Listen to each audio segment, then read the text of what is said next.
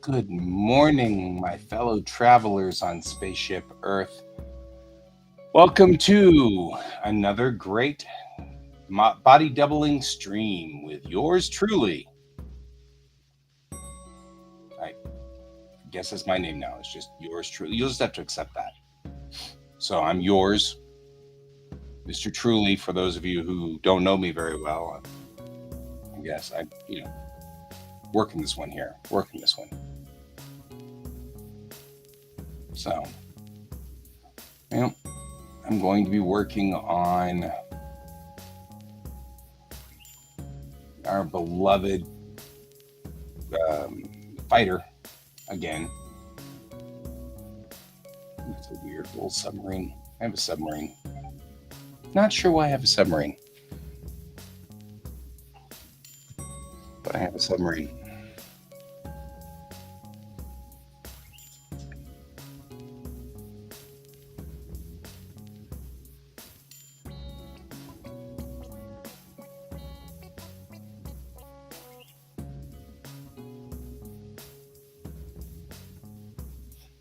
So,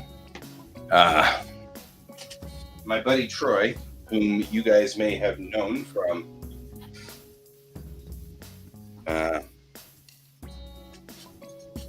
Geek Tank, a while back gave me this guy here, and it's a 2014 Subaru Sambar, which is a Katora.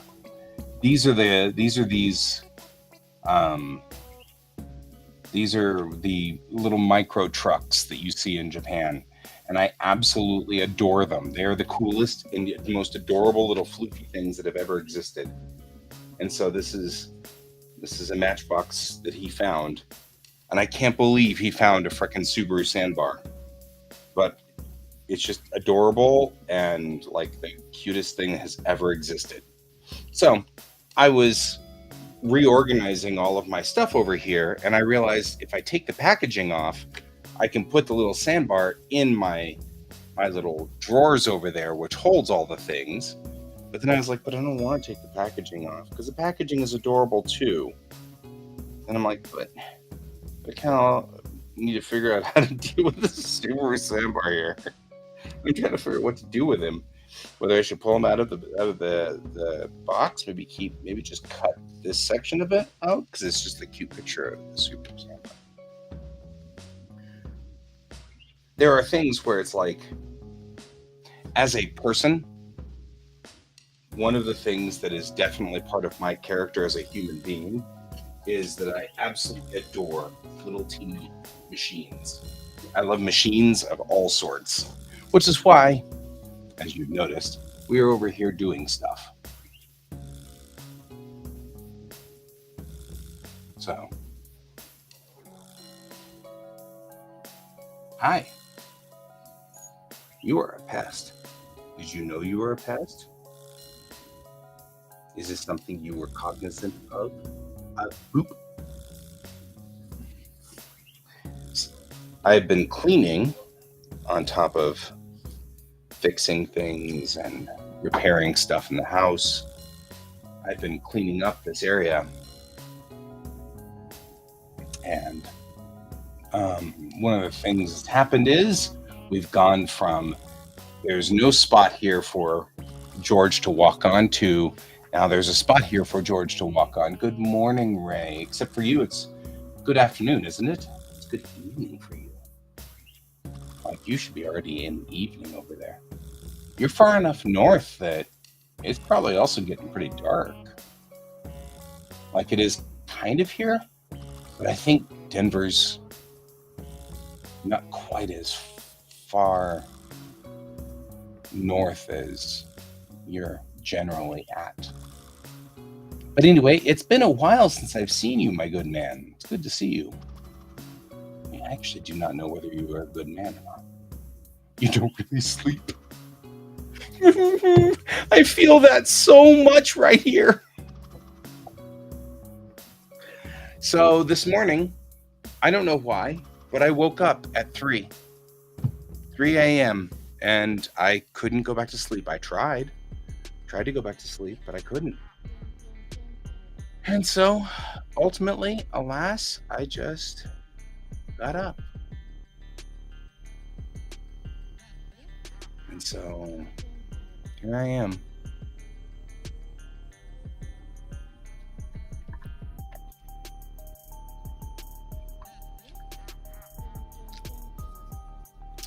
Well, I'm working on a fighter. So we've gotten the basic hull piece in. That's these guys right here. Um, well, yeah, I got up and cleaned. I did a lot of cleaning in my office here. I have been on a big project for the last probably 2 or 3 months. My When my grandparents passed away, all of their stuff went to my mom's storage unit. When my mom died, all of her stuff went to my dad's storage unit. My dad passed away this past, or like 2 years ago, and all of his stuff ended up here. And I have to find a home for all of it. So I have boxes of things here. And what I'm doing is I've got my camera mounted straight down over here, and I put a piece of paper there and I take a picture of it and I flip it over if there's something on the back and I take another picture of it. And then I throw it away because I don't think I need to keep much of it. Um, I'm keeping military records, I'm keeping birth certificates, death certificates, marriage certificates, that I'm keeping because that's important. Those are part of the family history. But my dad also had ADD like I do. And in the 40s, people just didn't, that wasn't acceptable. You just simply could not have it. You couldn't have ADD. That's all. So my dad was forced to figure out how to deal with ADD, even though there was nobody helping him. So he developed OCD, which is obsessive compulsive disorder. And that's where you feel compelled to do things. Good morning, Valves.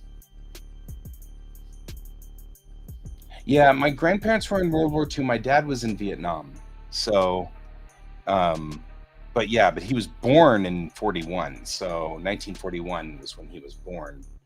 So as a child, he was just after the war was over.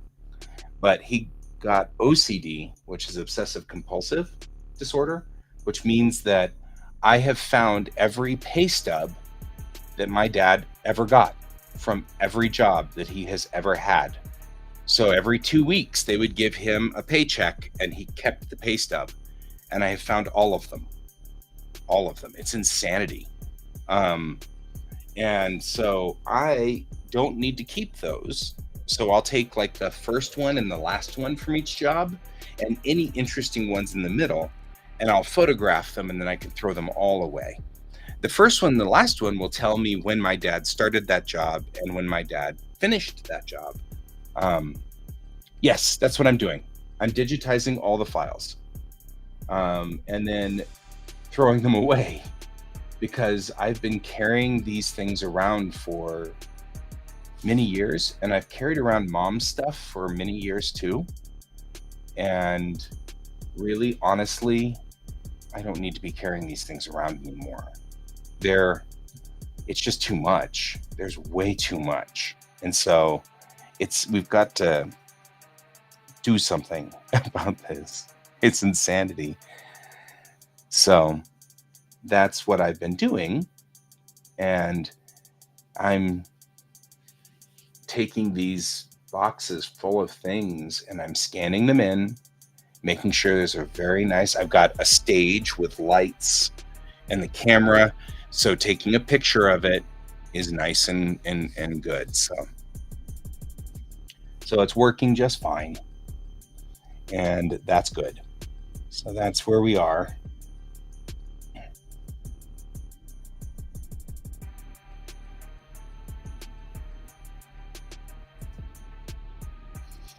But yes, I've scanned everything. And then my grandparents' files too. I have my grandfather's discharge papers from World War II when he was discharged, and a lot of information about what he was doing during World War II. One of my grandfathers was an engineer, and one of my grandfathers was an infantryman. Yes, I'm making a backward wing. It's very, very, we call that a raked wing and reversed wing. So my fighters have to have apparently both of those. I don't know why. They look cool. But if you look at my other ships, it's sort of in line with those ships. It's the same feel. This is a fighter, so it's much smaller. But let me show you what the other ship looks like, or the bigger ship. Here we go. Here, do this. But if you look at my main spacecraft, right, she looks kind of like this too. So we've got this same sort of arced wing. Yep, the Su-27. Su-27, no, it's the MiG-31. I think it's the MiG-31 that's got the forward sweep. Oh, but I really think it's Su-27. See, now I'm like, because they're pretty. These are, so the MiG-31, the Su-27, the Su-25, the MiG-25, all of those are 5th generation fighters, and they're so pretty. But the thing I really love about, especially the 27, is that it has a 2-to-1 thrust to weight ratio, which means it can just sit like this and just flies with the nose up and just sitting like this, because it's got so much power that it can hold its own weight standing up on its tail. And since it's vectored thrust, it does a really good job. But it's like everything with me, it's not the 27 that's forward swept. No, 27's not forward swept. She's just big. Is it the MiG-31? No, not the MiG-31 either. No.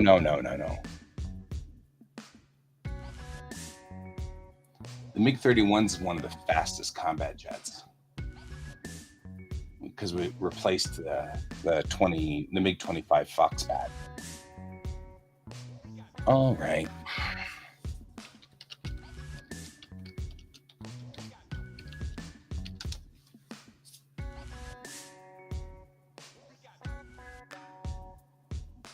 That's it. It's the Su-47, because it's a Sukhoi.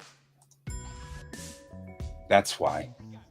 It's an Su-27. I was getting stuck on MiG, and I couldn't shake it. Oh well.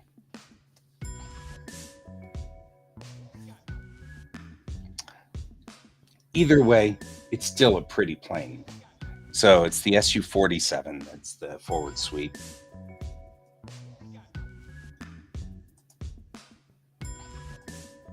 When it comes to pretty planes, I try to know as many of them as I can.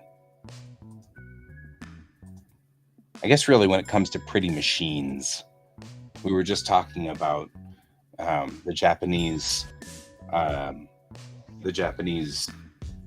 K-Tora. Wait. Sweep back to the front here, because these are the Japanese K-Tora, the little teeny trucks. I absolutely adore these guys. These are my favorite things. I want to have one someday. You can't actually own you. It's hard to have one here in America because they don't have all of the correct safety features. So you can't drive it on the interstates or anything like that. But they're so cute. They're so cute. All right, so we're gonna try to make. We're gonna knock out this section here so that the cockpit can come up into this zone, because I'm going to have to Boolean it out. So now that I've done that, we're going to do that, and we're going to do that ish.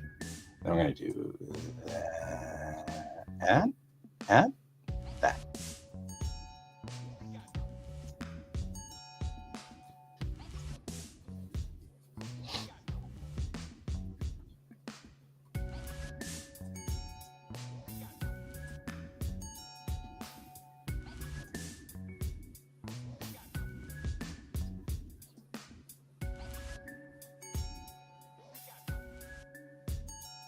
I think it dropped. That's fine. That's fine. We'll fix it so it stops dropping. Don't do that. Because I need this to be up like this. When I make this, when I make the cockpit here, I want it to. I feel like that's not going the right direction. Why is that not going the right direction? That's very, very shallow into that. Oh, that's why. Hydrofoils, yes! The Japanese hydrofoils have the Soviet hydrofoils kind of beaten at this moment, but that's only because the Soviets haven't done any hydrofoils really since the fall of the Soviet Union. I mean, some of them are kind of moving along in Russia, but the better hydrofoils are in Japan now. Although China is catching up. I've seen some pretty, Ruxod. Just like the spaceship.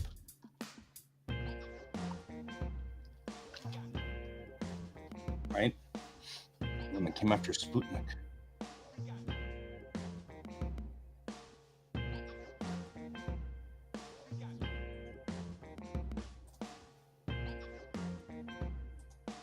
But before the Soyuz.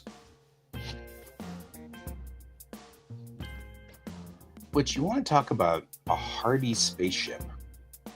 The Soyuz is amazingly resilient, and I really. A lot of people like make fun of Soyuz, and I'm like, I don't know why you guys are ragging on Soyuz. Soyuz rock. Okay, this cannot go too far down because we've got to make sure it doesn't crack through the hull. That's fair. Back to brutalism. We were talking about that before. I like brutalism. There's a good place for brutalism as an art form. This is hard to do because I need to take out this lip. Needs to go away. But it needs to go away in the shape of the cockpit.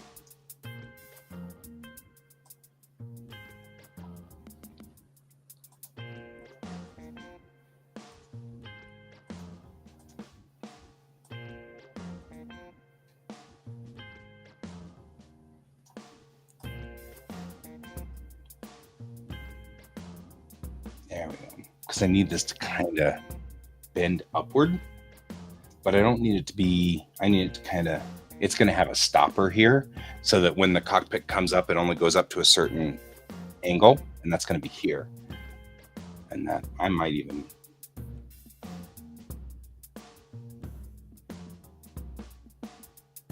I stopped because I'm like, do I really, maybe I should just cut this out as it is.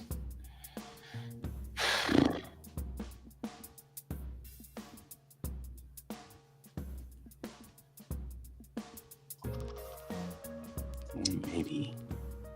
I feel like I'm having a hard time trying to decide where this goes and how much I want to cut into this hull.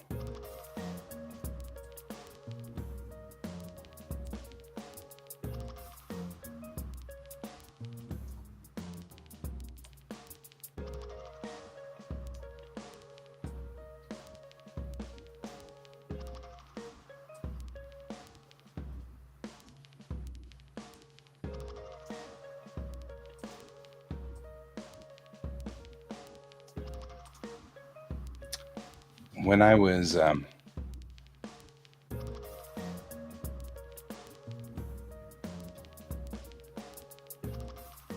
oh yeah, someday I really want to visit Russia.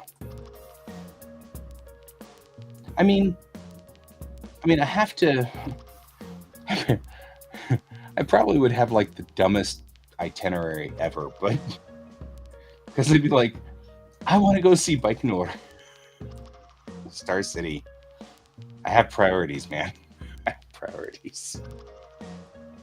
Everybody'd be like, why? Why did you go to Russia just to see Star City? And I'd be like, because it's Star City. I mean, that's so cool. Yeah. Well, everything in America is pretty far too.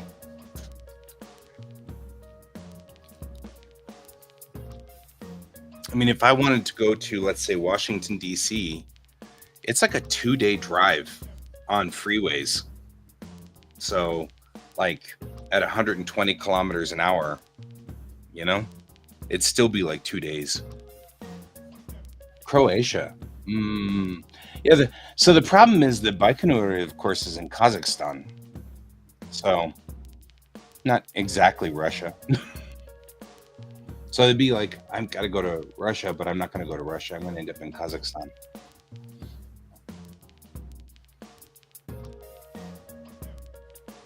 Yeah, that's cutting it there. That cuts it through that section.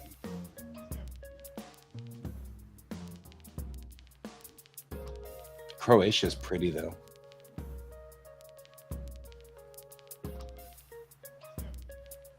My sister was in Bosnia during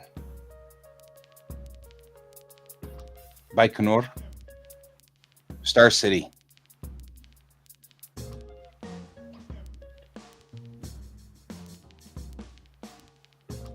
Just saying. Star City. It's where they launch rockets. And honestly, that's my priority, generally speaking. Yeah. So I already can tell that would be my thing. I'd be like, I want to go to Baikonur. I also found like the Orient Express, the train, actually travels relatively close because it goes through Kazakhstan.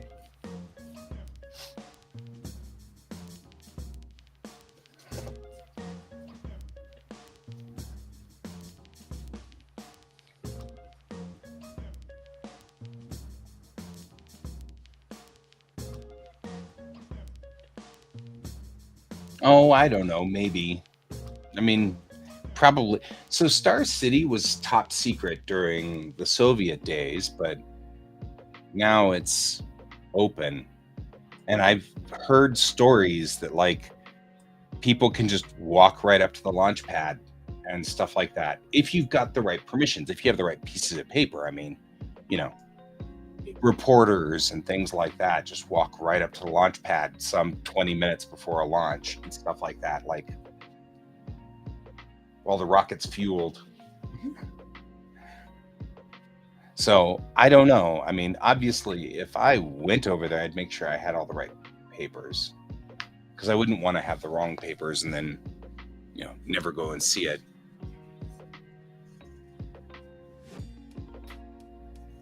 The problem is there's a lot of resource problems going on right now in Russia. So sometimes they just don't guard stuff anymore because of resource management issues, which is kind of a bummer.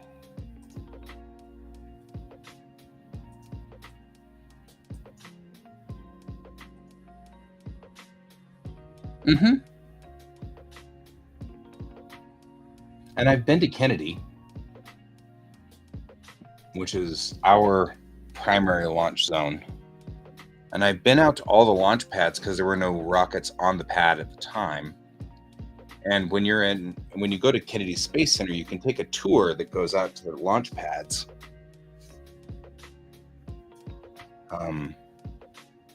and they'll let you go right up to the launch pads, but not if there's a rocket. Because I want to see all of the rockets. I've been to JAXA, which is the Japanese launch site, and it's in Japan. And I've been to JAXA, and I've been here to all of the NASA sites. And I want to now go see the ISRO, the Indian space centers.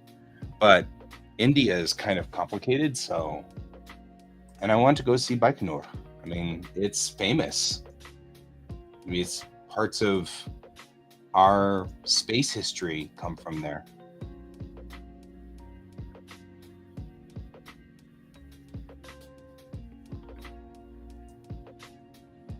I would totally just be a tourist. It's like, why do you do these things? I don't know why I do these things. I don't know why this is so important to me, but apparently it is. So, I don't know.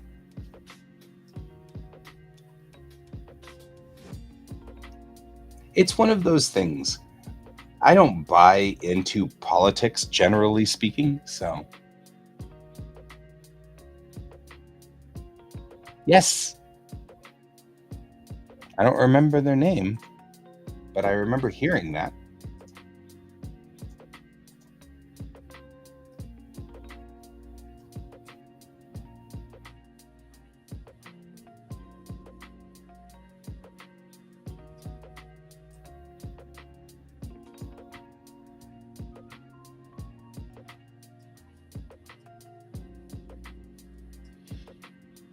Do you remember their name?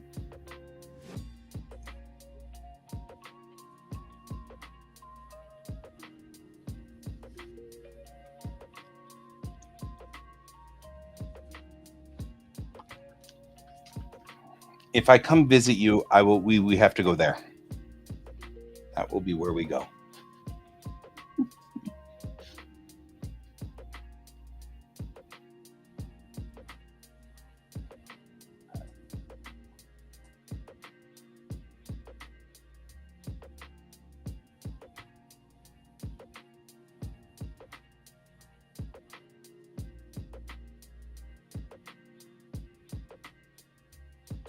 India has been... Huh.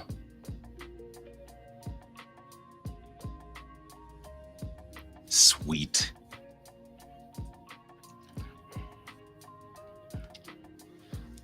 India has been doing a really good job of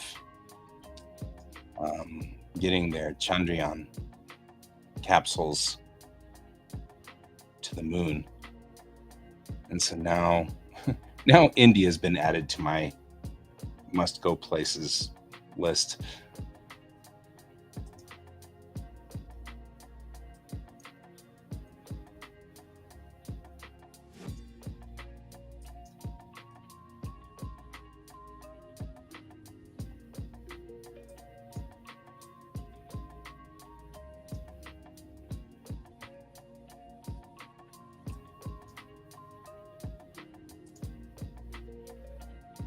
I've got a buddy who is Indian, and he's like, "You didn't know that, we've gone to the moon now." Yes, I do know that. It's pretty funny.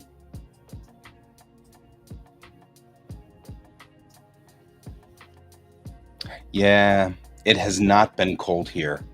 It is right now 21 degrees. I don't know why it's 21 degrees. It doesn't even make sense. Are you sure it's 21? I thought it was 4 when I got up this morning. Maybe it hasn't updated. Oh, yeah, okay, now it's 6 degrees. That's better. 6 is more like it, because it was 4 degrees earlier.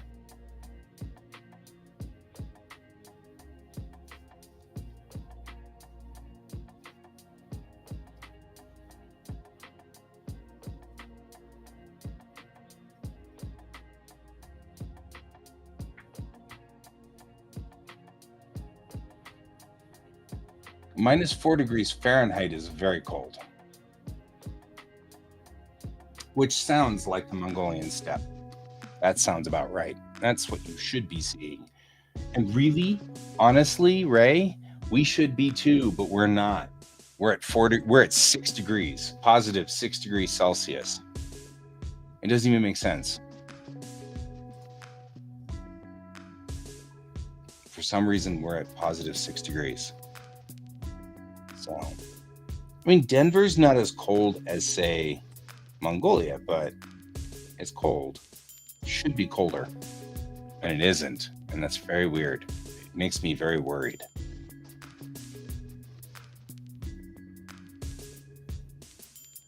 Yep. Make sure that you put coolant in your car.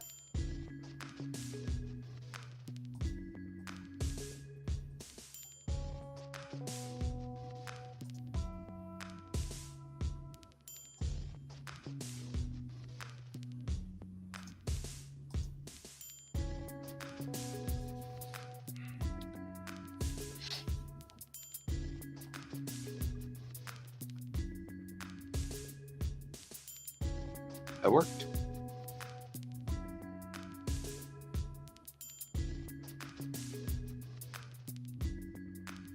So this will be the pivot point for the cockpit. And it'll actually pivot from back here so that the whole cockpit will come up as a strong arm. And that's what it should be. And that's the way it should be. All right. Cut properly on the inside,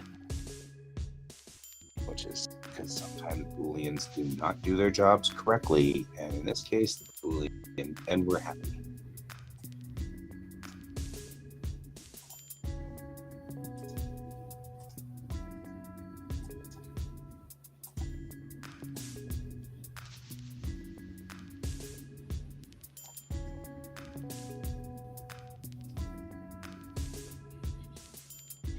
Minus 34. You know what? If you get to minus 40, it's the same in Fahrenheit and Celsius. Just so you know. Minus 40 is where they both are the same. Isn't that interesting? You know.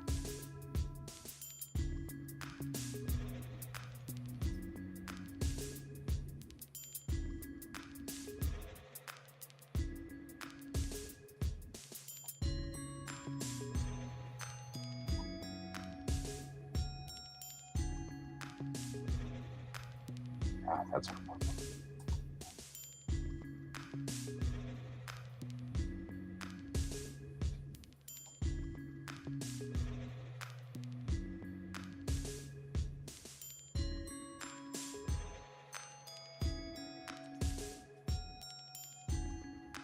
well, I'm not managing to undivot this.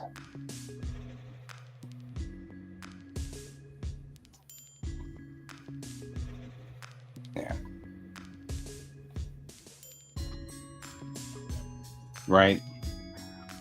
But apparently minus 40 Celsius is the same as minus 40 Fahrenheit.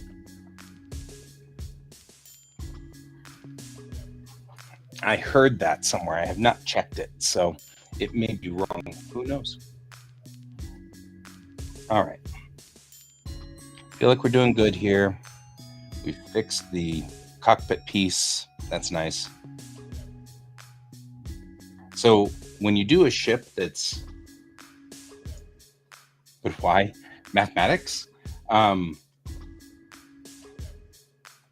Because Celsius is better than Fahrenheit, but Fahrenheit's older, which is the reason why Americans stick to it, because Americans have a horrible habit of wanting it to be yesterday and then not fixing the problems. Anyway, I'm going to use this mirror tool to mirror to the other side when we get to that point.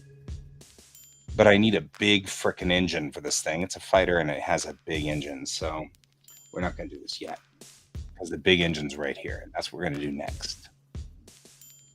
So I go to object mode, add a new mesh, but this time I'm going to add a cylinder. I'm going to go to the top. We just had elections yesterday, so I am bitter because we've got our not. I mean, I'm not trying to say that our conservatives are stuck in the past, but I feel like they're stuck in the past. So it's kind of complicated and irritating. And so sometimes we get laws that pass that are like, haha, no one can go forward in time. We must all be like 1953 because whatever, I don't know, reasons. So it makes me I get so tired of it. I'm like, why? All right, this engine is massive and huge, and it needs to take up a lot of upper space in the back part of the spacecraft. So I'm going to it's like Mickey Mouse ears when we get to this size. So I'm going to go ahead and enlarge it until it's the right. There we go.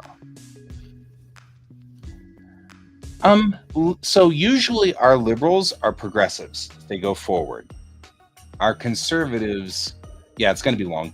Our conservatives tend to be the ones who try to make it like yesterday. They balance out well usually, unless one gets the upper hand. So, like, if you leave the liberals alone, the liberals will go off and do something crazy. So you need the conservatives to balance it out.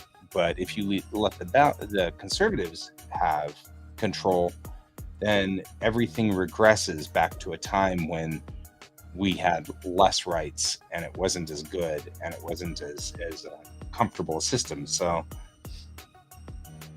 it's a little harder in that instance. So there we go. We'll do that, and then we'll extrude.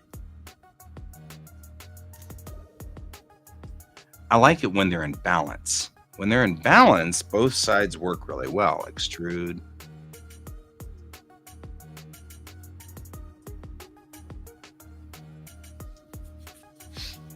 Right, so we'll start there. And I actually kind of want to move. I feel like they were moved in, which like so that they were here, but I've got to be able to see the spacecraft to kind of figure out whether that's going into the right spot or not. Ish.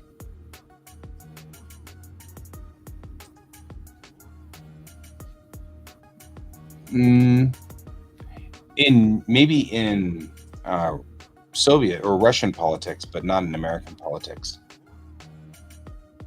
In our American politics, the liberals are left wing. Which, by the way, that's also the same for Japanese politics. The Liberal Democratic Party is conservative.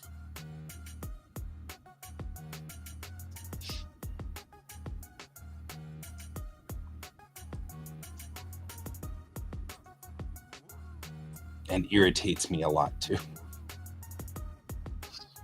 But I mean, it makes some sense.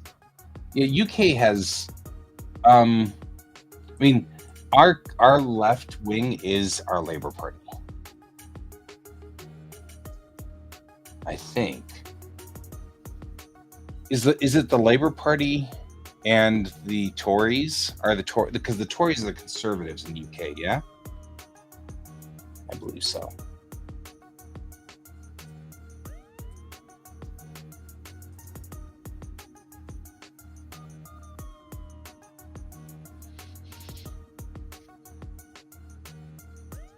Yeah.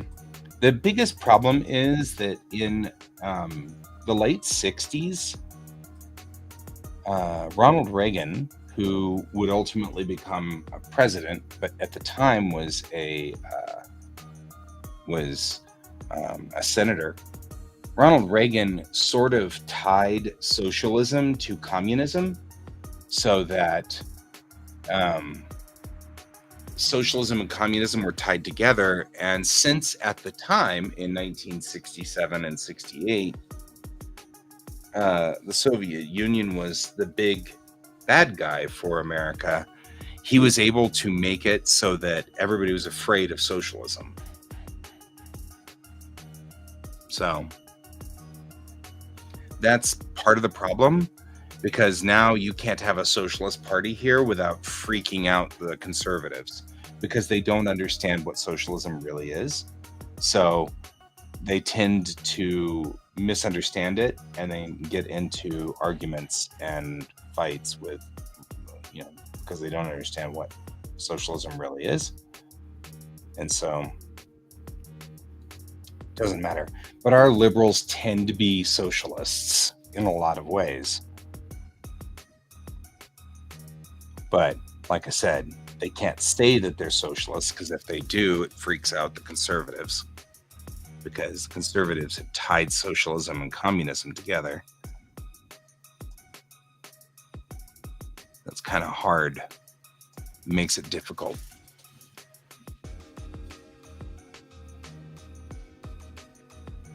So it makes it hard for that fight. That's all. This makes it difficult for the liberals.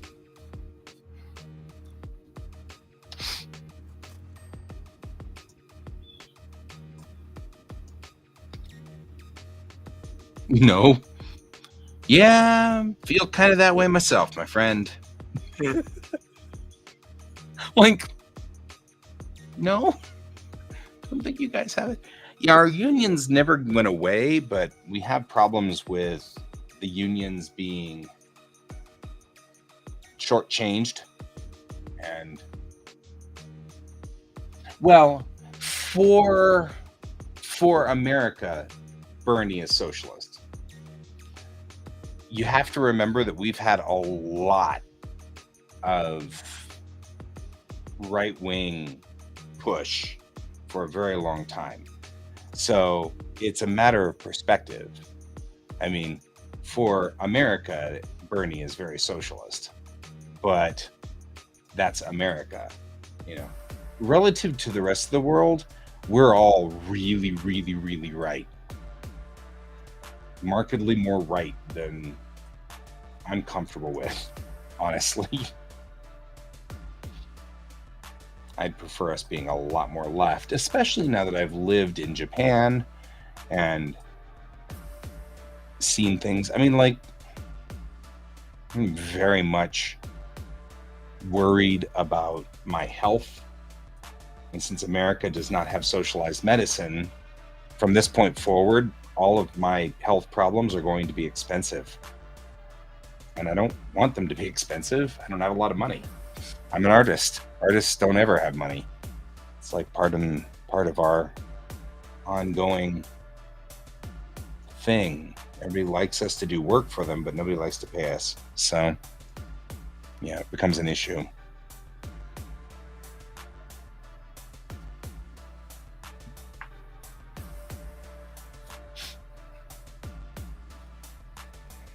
They did. In the LDP, I don't know. There's a lot of politics going on right now. Yeah. Well, they died out because the LDP is just so freaking strong. I've never been a real fan of the LDP, which makes for some fascinating discussions with my friends, because a couple of my friends in Japan are... Yeah, I know. It does. A lot of my friends in Japan are conservative, LDP. So, and that it's not a problem. I mean, but it is. It makes for uncomfortable discussions with my friends sometimes, because I'm like, I've got opinions. Japan is like my second country. I call it my second home. So I'm interested in the politics. I've got opinions, and I have opinions about Japanese politics. And 'tis the way it is.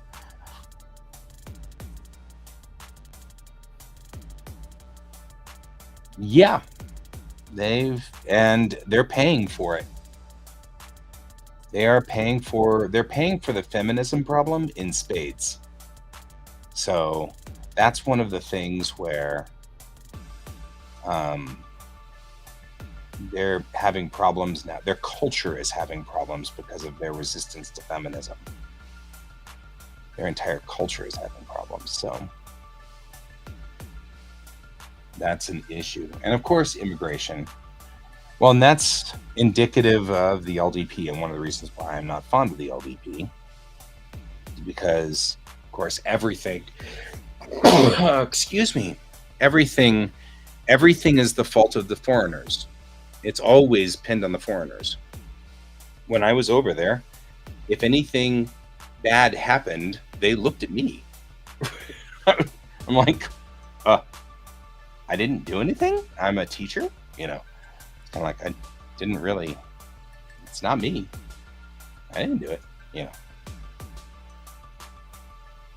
All right, now we have that engine pod is on there, and I don't know if I like how little it's mounted though.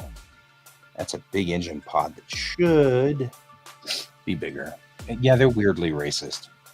They always have been, and that's just a thing. But they're not, and it's like everything. Not all of them.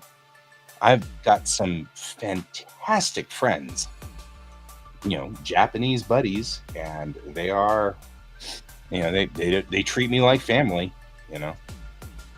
So it's not all of them.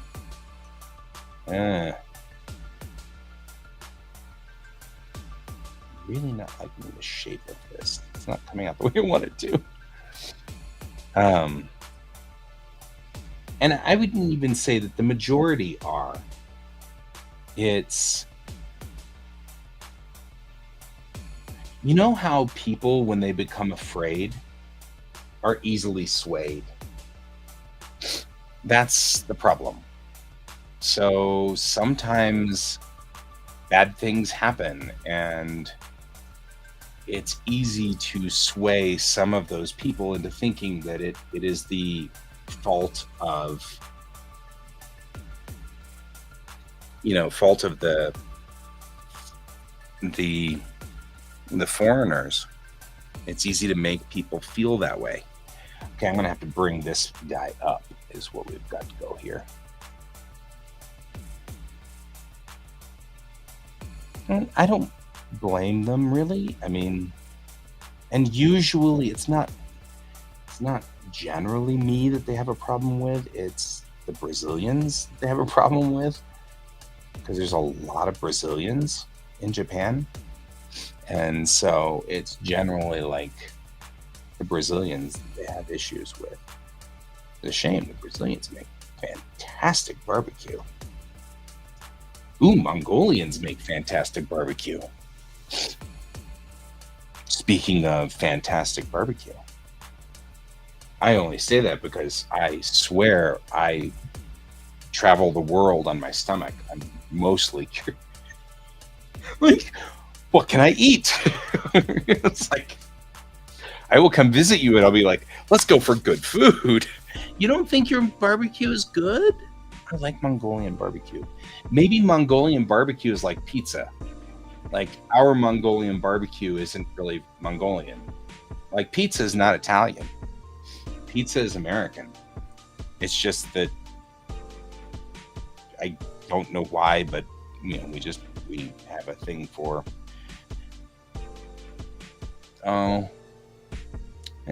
traveling there would be sad then. Well, maybe not totally sad, but I love eating food in different places. It's just Taiwanese food. They just came up with a different name for it. That makes sense. And sometimes, you know, it's like people just can't handle it.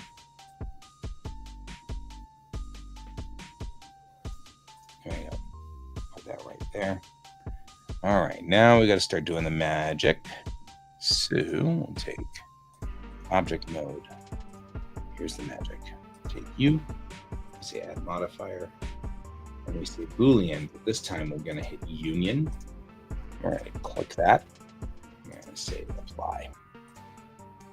And this guy should pull right out of here, and there you go. Oh, that would be depressing. And there's the engine howling, complete with an interior. You can actually see it. And that allows us to take this guy, pull him out. Now let's see what he looks like now. Take the modifier and we'll take a mirror to it. And there we go, with the bigger engines in the back. It does kind of have the Mickey Mouse effect. There will be 2 more engines that are on the bottom. So there's a reason for kind of... Oh, yeah. Yeah.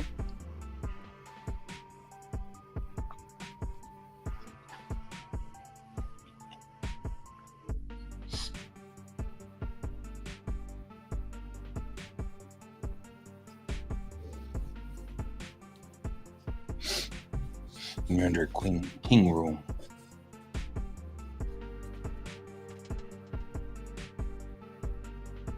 Okay. It's been great talking to you this morning, though, Ray. Thank you for joining me and chatting with me.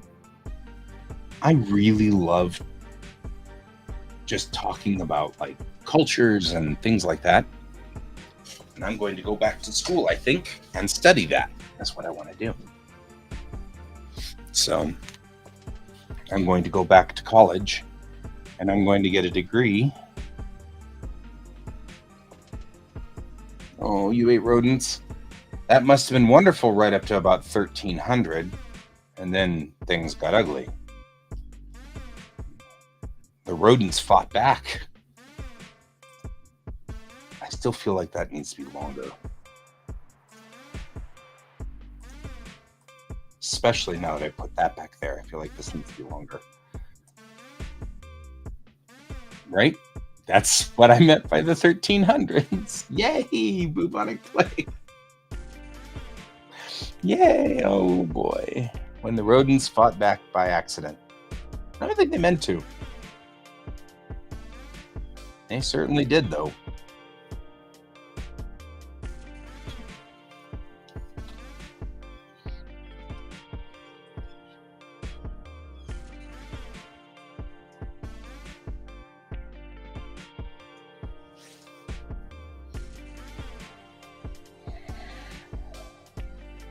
Well, I mean, I guess technically the rats it was the fleas, so the rats were only incidental.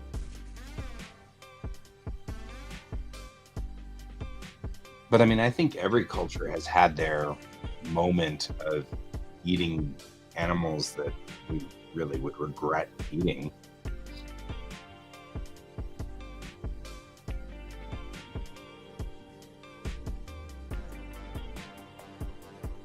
You know what I mean? And I even think like nowadays, you'll find cultures still do various things. Japan still eats horse and whale, and I won't eat either one of those. I can't eat. It's funny how Americans have a real problem eating horse. And it's because we have a very pronounced horse culture, and I have always had a very pronounced horse culture. It's like eating a cat or a dog, which we don't like to do either.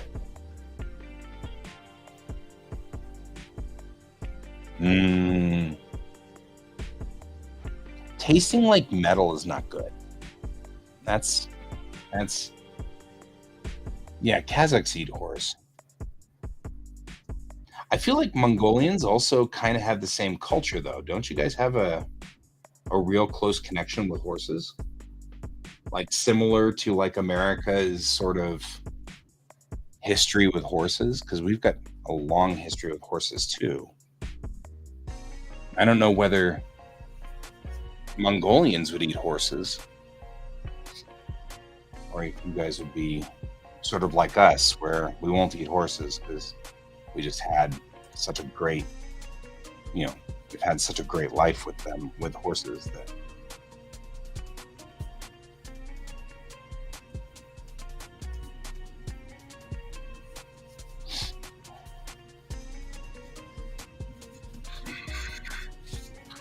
Yeah, I didn't think so. I feel like that's cultural. Like Americans and Mongolians have always had horses that were, you know, for lack of a better word, friends. You know, they were our buddies, and so we didn't really want to eat them because that would be bad. Can I grab this without snagging bits of it through here? Maybe. There is one point right there. Better be careful with. There. So when I tilted this way, when I tilted it forward, it made it wider than it should be. There we go. So I'm going to bring it down like so.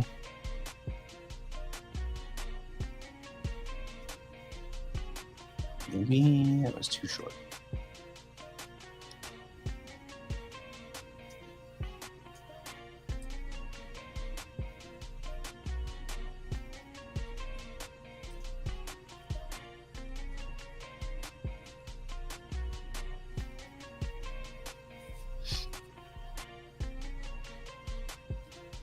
There we go.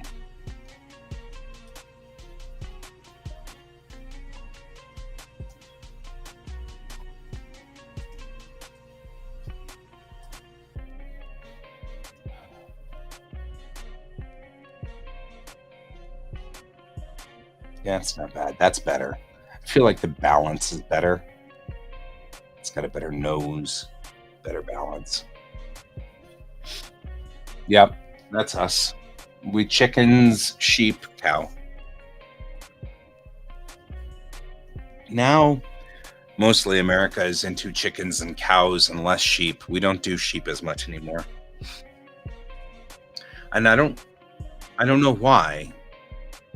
Like we have sheep herds, but I don't it's not a normal thing. And turkey. We like turkey as well. So shrug. All right. I think I'm doing good on this part.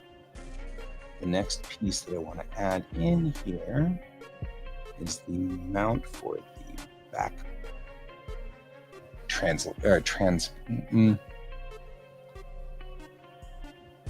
yeah, your land is pretty harsh. I mean, in Mongolia? Out on the steppe.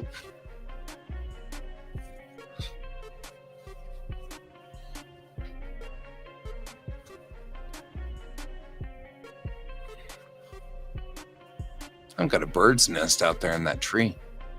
Now that all the leaves have fallen, you can see that the bird has set up a nest up there. It's kind of cool.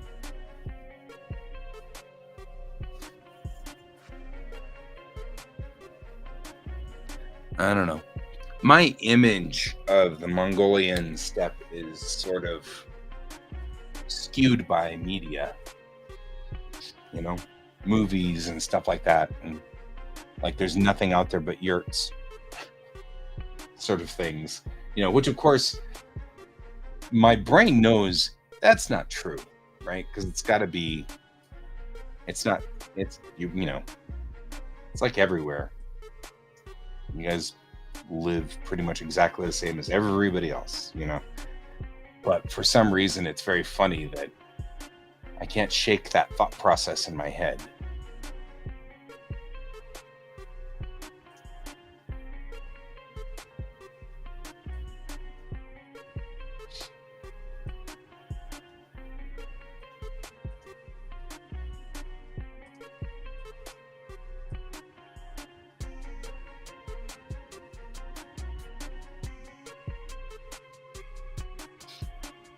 Oh, I'm sure. I mean, you know, it's like I'm sure that just like all, you know, media is media. Eh,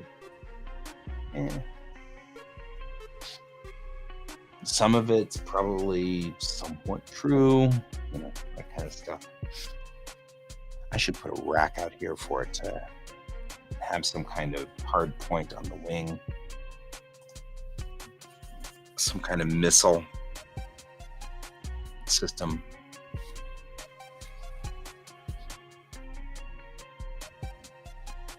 Kind of like the AIM missile systems that they use for sidewinders and things like that.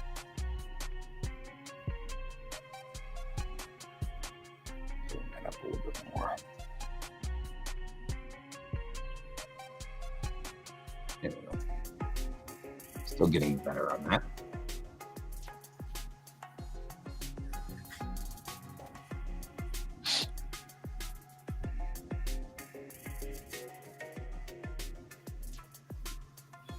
Oh, yeah. Yeah. I always feel bad for slums.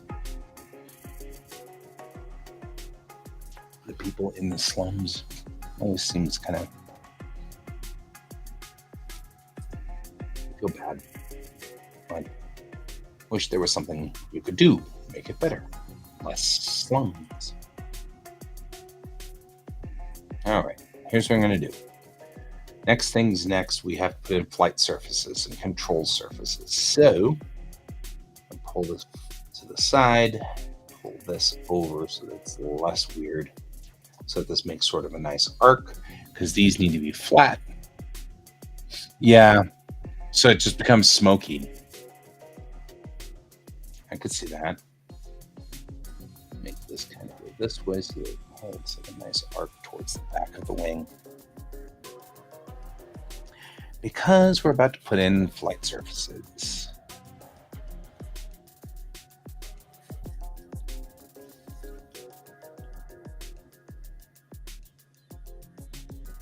We do too. It's the same problem over here. There's enough housing for everybody who's homeless, but nobody wants to give free homes away. So homeless stay homeless and houses stay empty. And it's sad. And it's really, you even beat out like Shanghai and Beijing? Really? Yikes. That's pretty serious. I mean, I believe you. I absolutely believe you.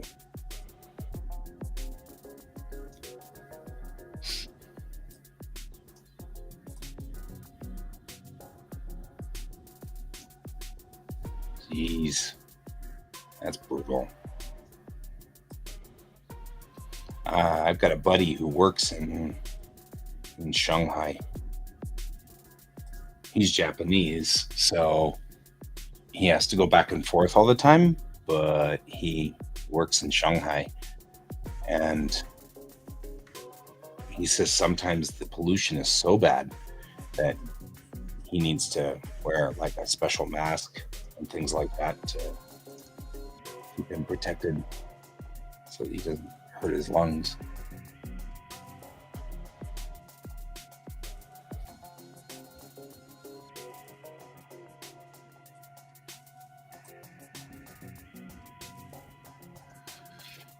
Yep.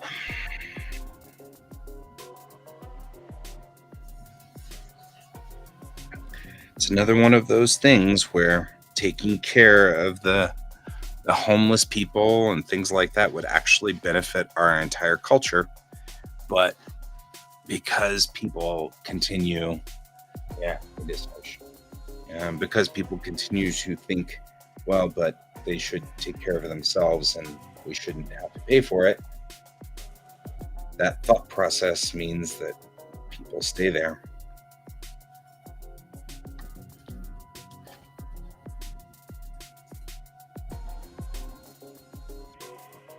I'm like, how far do I want to rake this? Bring it forward.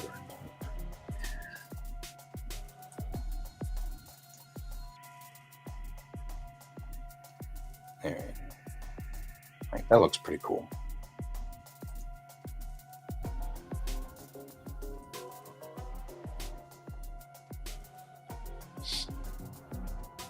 All right.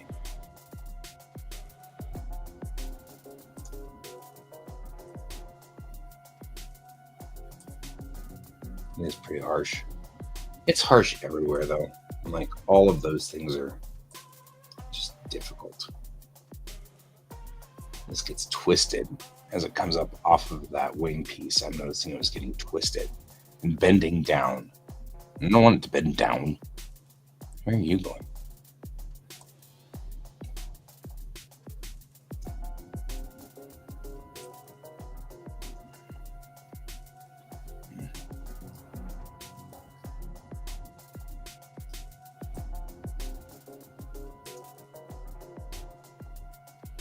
Well, at least that looks pretty decent.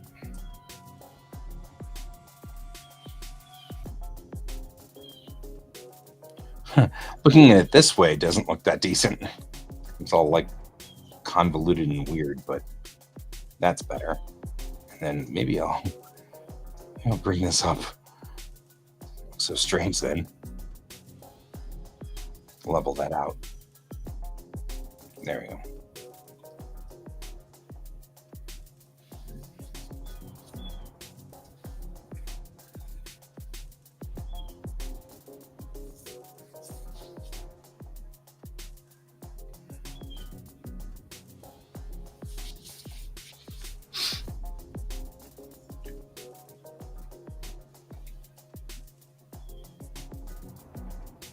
Yeah, right. People die of smoking even though they never touched a cigarette in their life. Yeah. That's rough.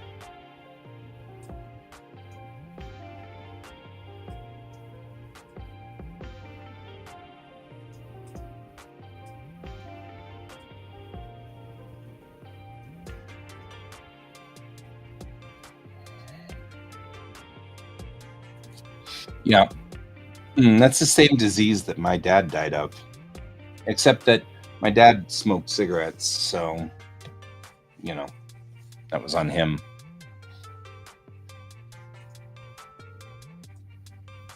All right, let's get these. How far down are we? Oh, we're down quite a ways. So if I put a cube in here and just put it like so, I'm going to edit mode and take these guys and just move it like so. Because there's still flight control surfaces there. There's still like airflow over the airfoil there. That's tilted down right there. Oh, see, I did this wrong. Well, first, let's back up. Yeah.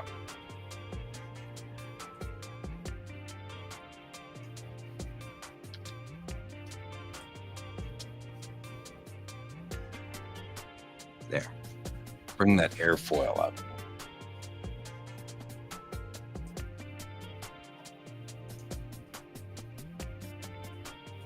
So I want air up and over. If this ship is ever in an atmosphere, you want it to actually fly using the flight surfaces.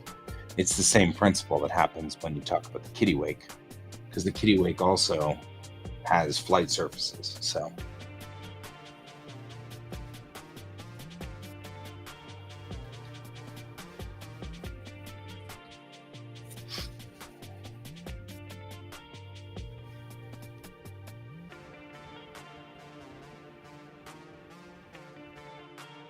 yep, there we go. Okay, so these flight surfaces now, still looks a little wonky. That's fine. All right, now we go into object mode and add mesh cube. Then bring this guy over, and that's how we do this. Then this guy goes into edit mode. Bork. So you to right here, and Bork. You to right. There. And just cut right through the wing. But not through the engine pod, please. Not what we want. So there we go. And we can take this guy and move him out just a little bit just so he's level. And we go back into object mode, click U, so Boolean difference. Click that and go. Did you fire off? There we go. That's what I wanted. And say apply. We take that and we can delete it.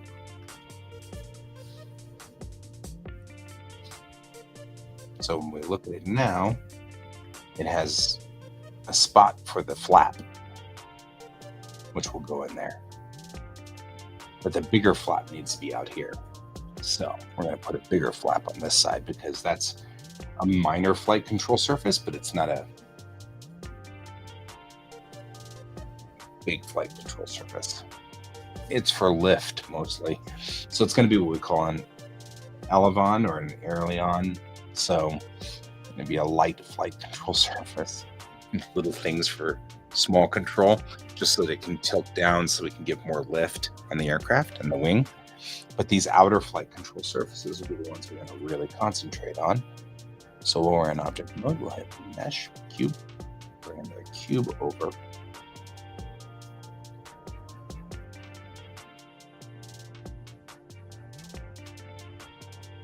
And we'll go into edit mode, take this, and go all the way to here, out to this point there. And like I said, this can be a bigger flight control surface because, yeah, probably should take both of these guys and move them over like so, and move them back. This really does control how much your aircraft moves.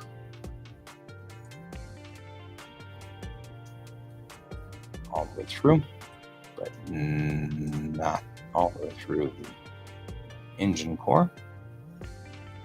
And we just double check to make sure it's all good. It's a big flappy thing, but you want to be able to steer this aircraft in atmosphere. If you ever in the atmosphere, you want to make sure you have some nice solid ailerons there. Take a Boolean difference, U. Say, take a Boolean difference, U. And say, okay, there we go. Take the guy out now. There. The pieces that are actually on here are not here yet. So, like, I've got to make a whole bunch of moving pieces as well. This isn't the end of the work for this thing.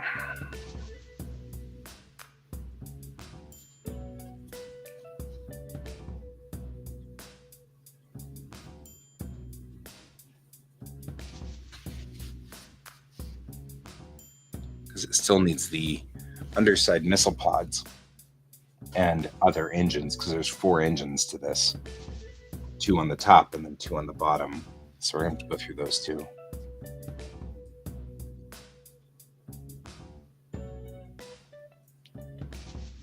Oh man, there are some really cool Russian cameras, like really cool, sweet old Russian cameras.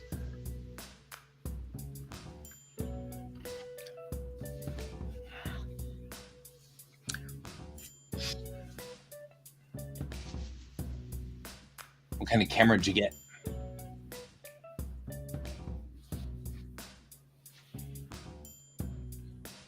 Did you set up a dark room?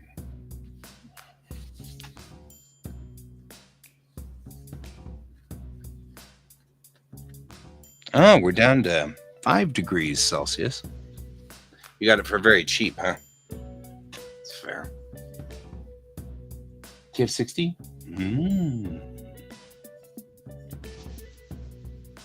Do you know what kind of lens is on the front?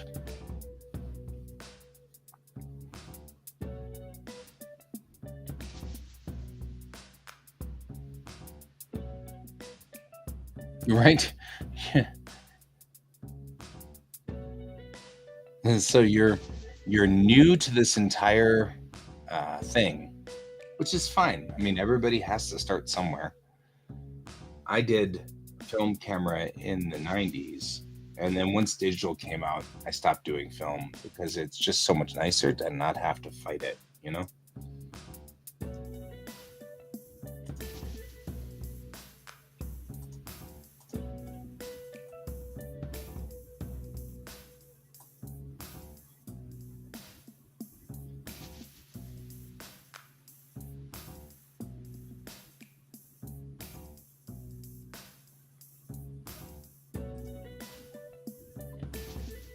You know, on its pivot point to be right about midships, as close to a midships as I can get. It's heavy. That's fair.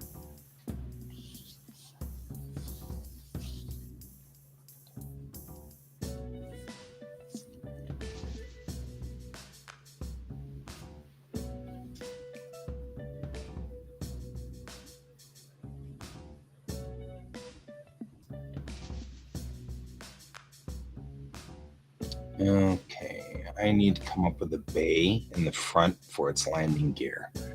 But the bay has to be past the avionics in the front. So the avionics would be all of its radar and guidance and everything like that, which makes up the majority of his nose. So the bay is probably going to be like here to here, maybe all metal. Well, even my older digital cameras are pretty heavy. Like, I have a body downstairs that's an older Canon, and it is pretty hefty. I mean, my new T6i isn't as heavy, but that old D30 is pretty solid. You could hurt somebody with it, you know?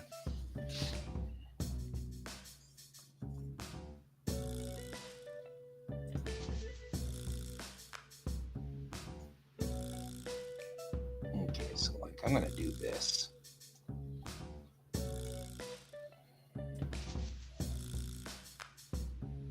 There. And that will be the front landing strut, landing gear. And I'll just make it straight and make this a box that goes inside there.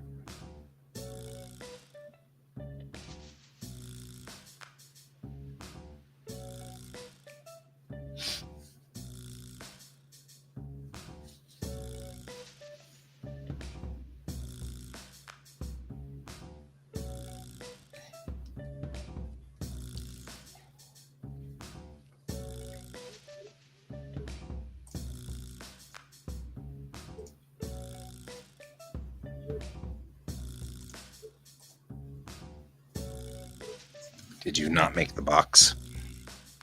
Because that would be, yeah, that's what I expected.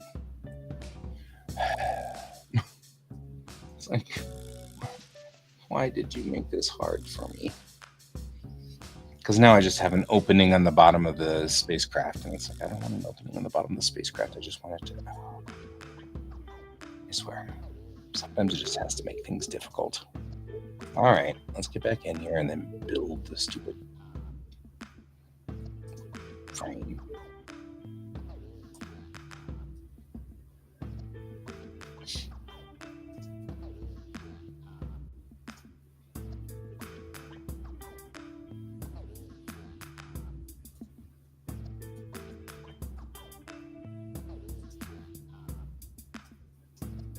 No, no, that's not what I wanted you to do.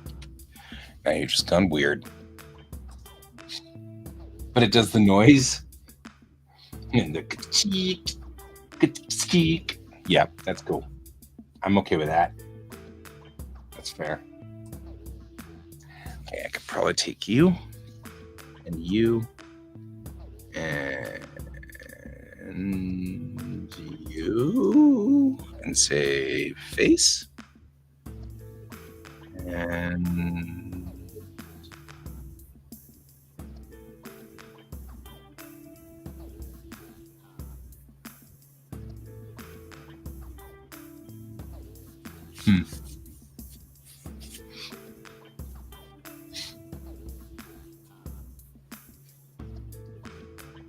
then maybe you and you make a face.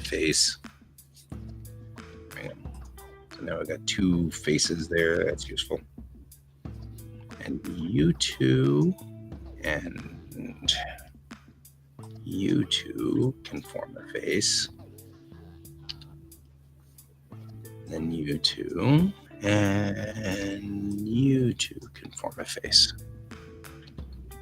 And then I just need to figure out how to support this.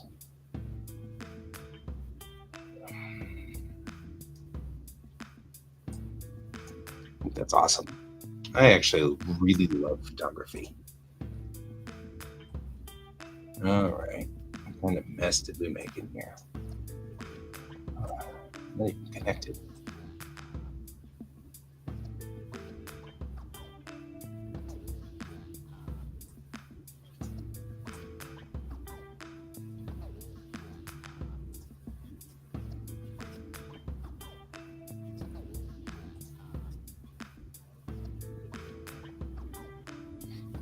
It just made weird stuff.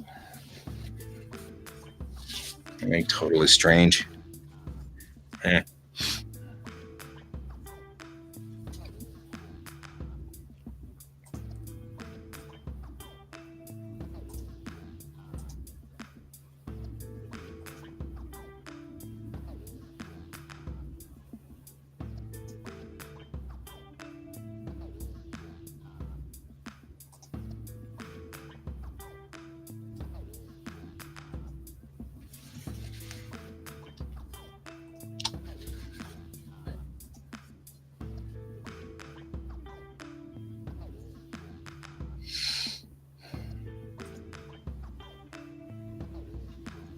I can accept this at least.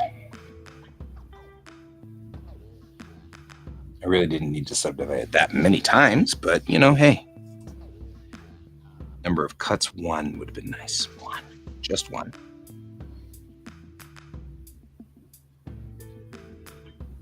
It's not going to do just 1, is it? It's not. It's not going to help me out here. That's all right. What I really should do is this, though. Because then it'll subdivide the cut and give me a bilateral in there, which is what I want, ultimately.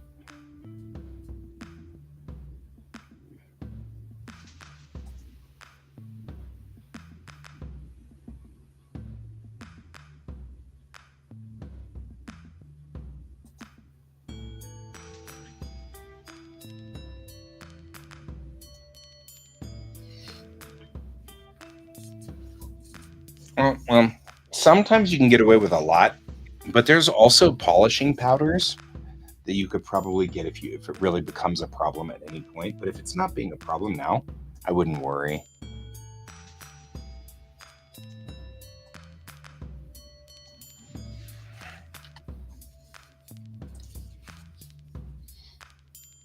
Look at all these wonderful things that are not connected properly anymore. Always nice. All right.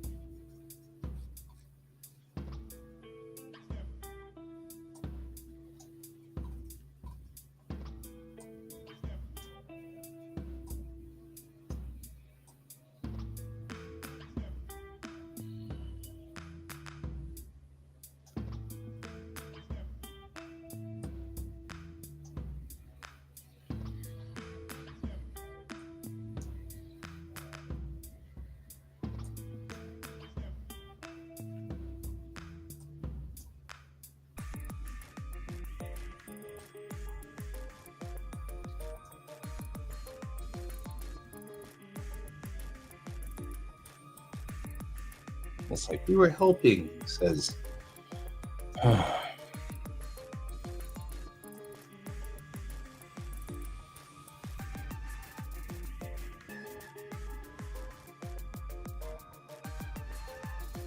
There we go. Pull that back there. There is some. Yeah, it does. I love the vintage stuff sometimes. It's so nice. It feels like your line is coming up, but then it goes back down again over here. And that's the only point I have. How are you getting this point without a point? There's no point here.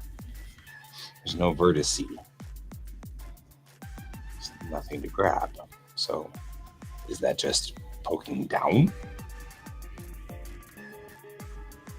I just having problems because of that? That'd be weird. But not unheard of, I guess.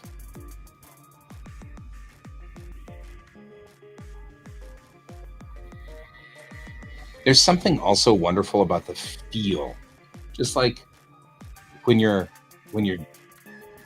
just trying to like click a picture, you know, it's just like it you can feel the entire cage of the camera, you know, clack, you know, page rolls.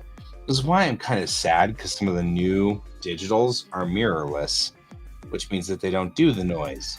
They don't go ka-chack. They just do the thing,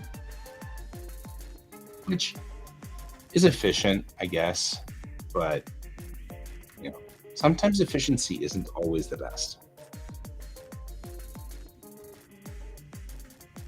I say, as I sit here and fuss with these vertices to get them all in the same spot.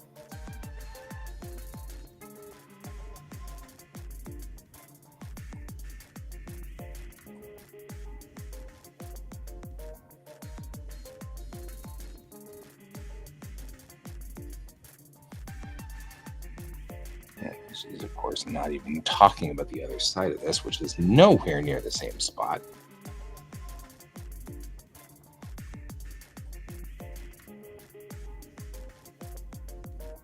Whoa. Yeah, here. We'll take this guy, do the same thing. There we go. Added all of these things to this door, or this bay, I guess. So that bay holds the front nose gear. So if the nose gear comes down,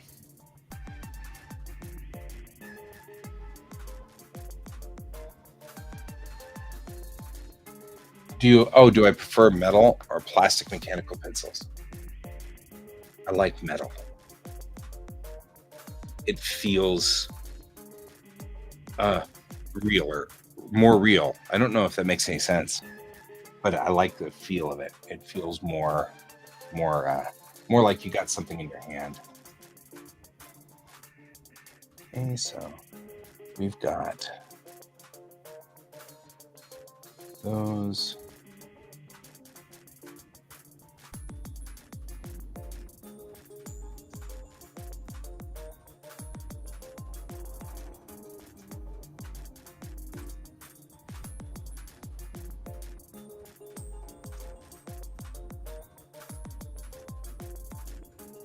Pull this up more towards there. We're going to need this space down here for this other engine piece. You're just not used to the weight. Yeah. Well, and I mean, it's one of those things that my dad had a whole bunch of architect tools, because my dad was an architect. And I think that's part of the reason why I like to draw so much, is because when I was a little kid, I would sit at my dad's drafting table and I'd have all of the tools of designing a house or designing and building things. And so I could do all the artwork and stuff. So dad's pencils, his mechanical pencils, were metal. So I was using those from an early age. So I think that might have been part of it. All right. I've got to get this missile pod in here at some point. Yeah, 0.3. That's the thing is like the 0.3 lead is so fragile if you're not careful. You know, you have to be very careful with that lead. All right. I think I might be done with the hull.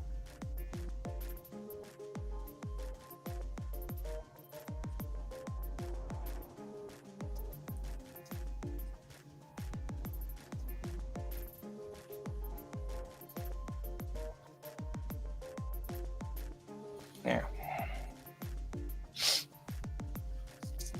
Mm-hmm. I think what's really weird is using the tablet for these things because trying to get it to look like it was a pencil has been sort of a thing that the tablet community has been trying to do for a while.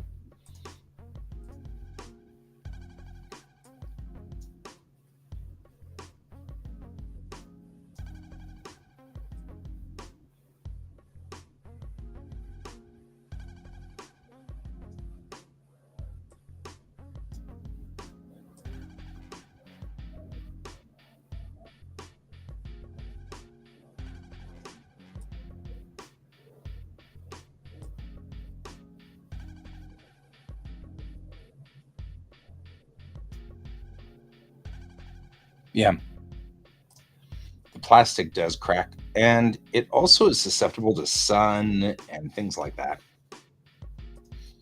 I still do have a plastic pencil that I like a lot, but it started out white and now it's yellow, and it's just kind of sad. All right,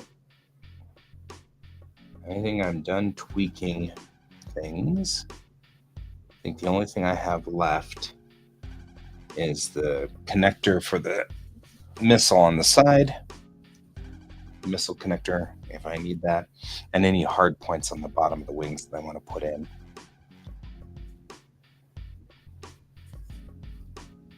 I think I should put hard points in for 3. So we will go ahead and put ourselves in object mode, add a mesh, a cube. Good, that worked. Got a little scary there for a minute. You just glue them. Okay. And this is one where I'm going to use the exact same thing for all 3 of them. So we'll go into edit mode, shrink this guy down. Go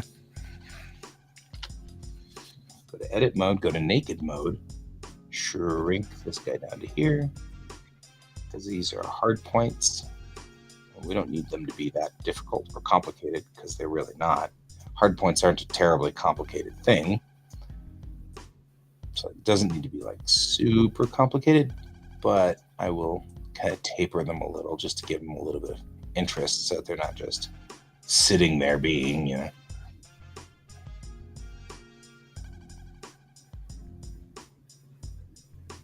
How do I turn small films into large photos? So you mean like once you have taken pictures, you have what we call negatives? Ow, oh yeah, my back. Okay, here we go. I'm moving.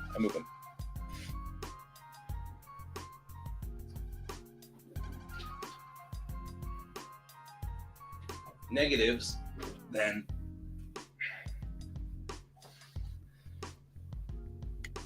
come out looking like this. And this is what a negative would look like, right? There. So we got this negative. I have this, which is a negative holder. It's for holding negatives, and then you can put them in the scanner. So I'll put them in the scanner and then scan them. And this scanner that I have here is a very high resolution scanner. So it can scan at 7200, 7200 DPI. So it's very, very, very high, but it's also very small.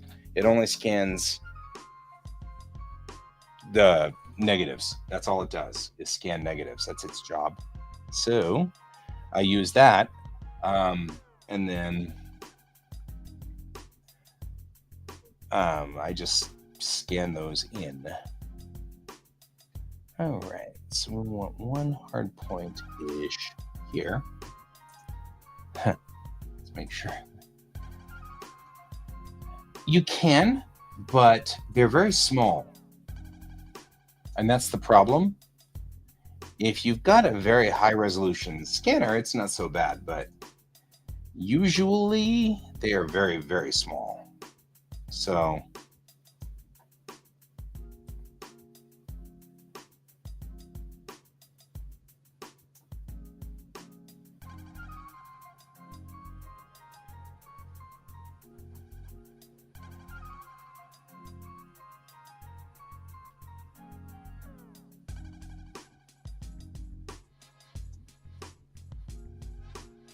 it's telling me where the hard points are going through the hull, and that's fine.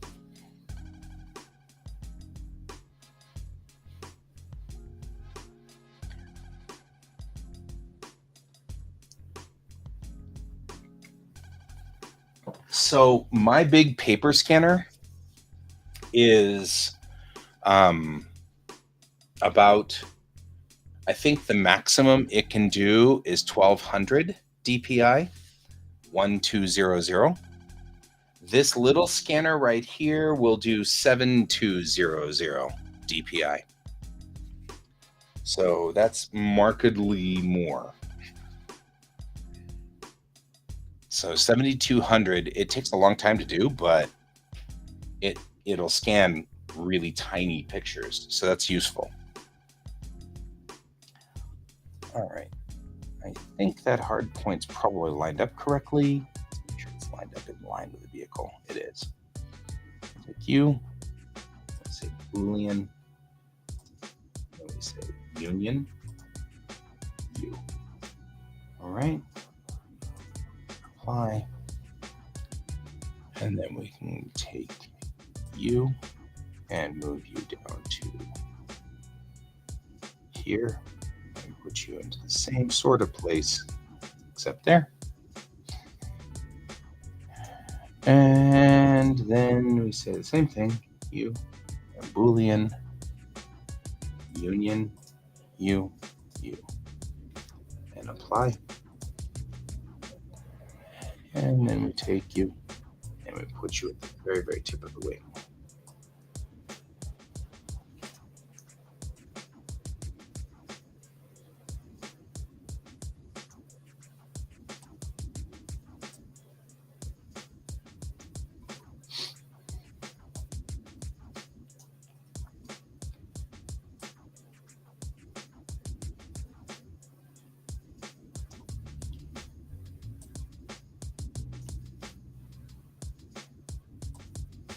Don't want to change it too much, but I do need it to be inside the wings realm, so to speak. See, now that wasn't a good move on my part. Look at that. So what I get for not checking. I actually thought about that. I was like, should I check this? I really should.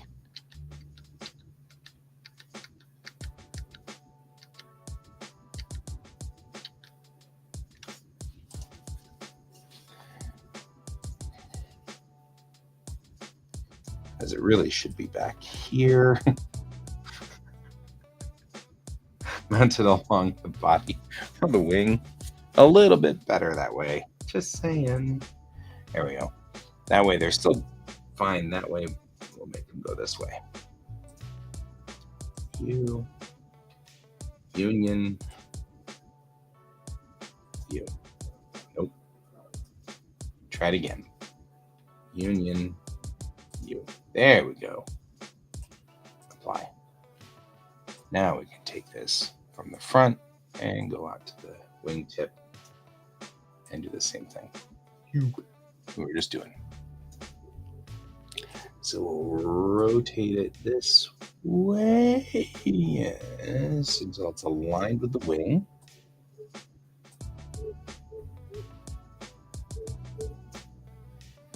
And we'll take a look at where it goes. Not in a good place. it didn't go to a good place. Bring that forward to about here-ish. It's going to hold a Sidewinder out there on that, or Sidewinder-like. Yay. But either way, we can see through a lot of it. So we're going to have to figure out something because it's cutting through the bottom of the wing and the top of the wing too. I don't know what to do that. So go here. Here. I have to say edit. Bring that down until it's sort of like that. Bring this up until it's sort of like that. We've got to bring this over anyway because it'd have to be mounted straight up. So we can make this a little smaller like that because of its mounting position. So there we go. Take one more look at it, make sure it's still cutting through the front of the wing, but only just a smidge. So we could probably correct that by doing this, just moving it back just a little bit, like so. I'll double check again. There we go. Looks good. Looks good.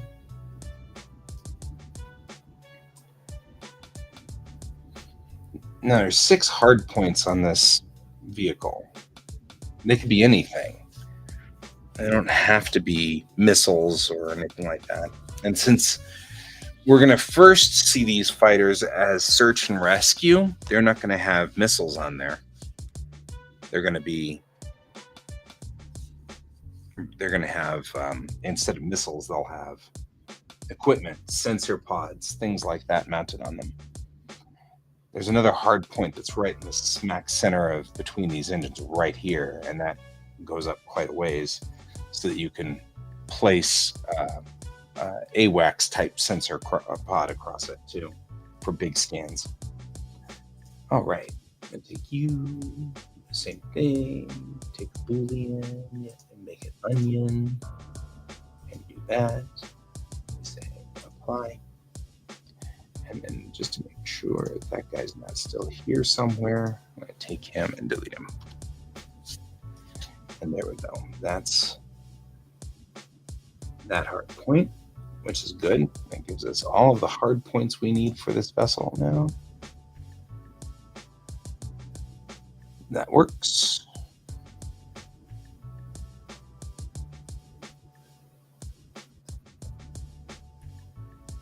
Make sure this got inside the vessel. Yeah, it did. Good. That's just a little close there.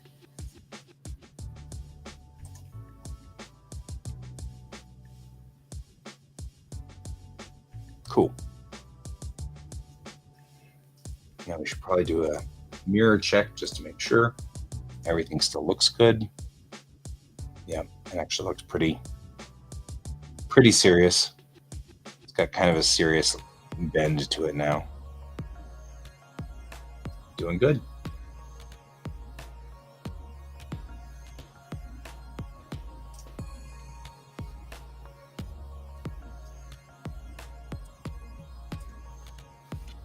All right. Got about 10 minutes left, and then we will move on to the next thing we have to do for the day.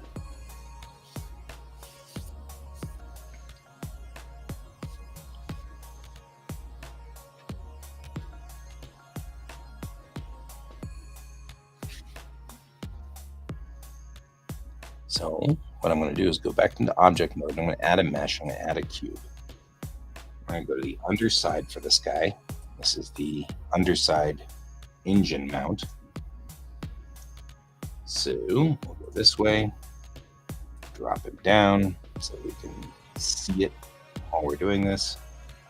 This engine mount's different. So no matter what, it's going to be a different shape. Edit. You have to go into naked mode. There we go.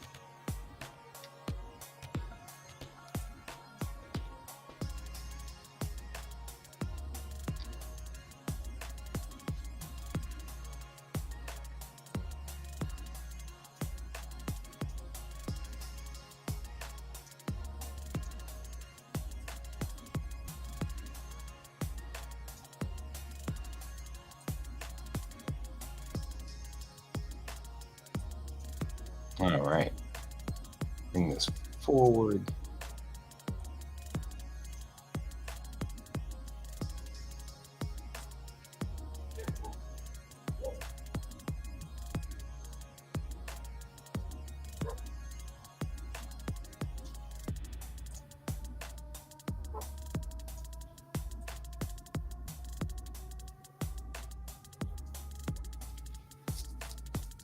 Yeah.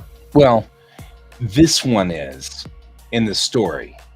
It's not normally, I mean, this is a fighter and they'll use it for fighting and war, but the story that I'm writing at this point, it's the search and rescue team.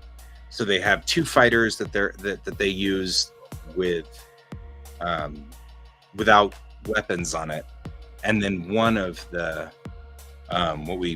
what's called an MPV. Yeah. So they mount the scanning software on the fighters, and then they send an MPV, which is a shuttlecraft. The fighters go faster, and they can search farther, so they can see quicker, and then help lead the. It's the same thing that the military does. So the military flies what's called a cap, and so they'll put jets up, and then when they find somebody in the ocean that needs to be rescued, they'll put helicopters out. But the jets find them first because the jets are faster. So the jets can go back and forth and look. And then once they find them, they'll send a helicopter out because the helicopter is slow. But the helicopter can pick people up. So that's the same. It's a standard. I think both the Russian and the American navies do that. All right.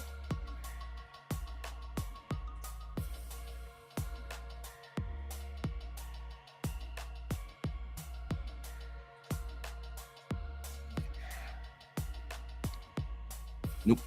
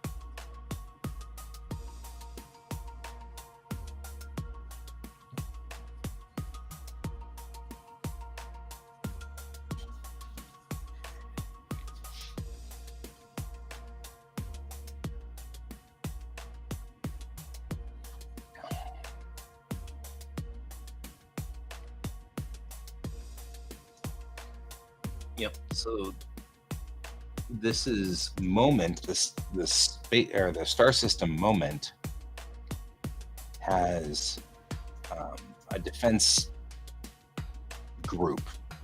Coast Guard, effectively. Coast Guard. So this is like the Coast Guard. They protect Moment in case bad guys show up, and they do search and rescue if they have to. And they've just got a lot of jobs, and so that's why.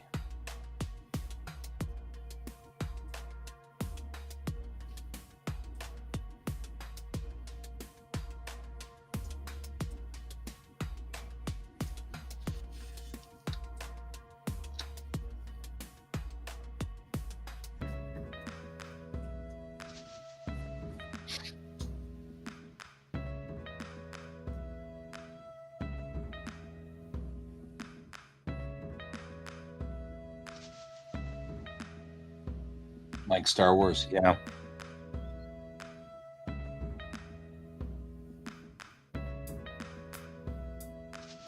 Yeah, I mean, because like in Empire Strikes Back, they sent out snow speeders. Those are fighters. Yeah, to look for Luke and Han.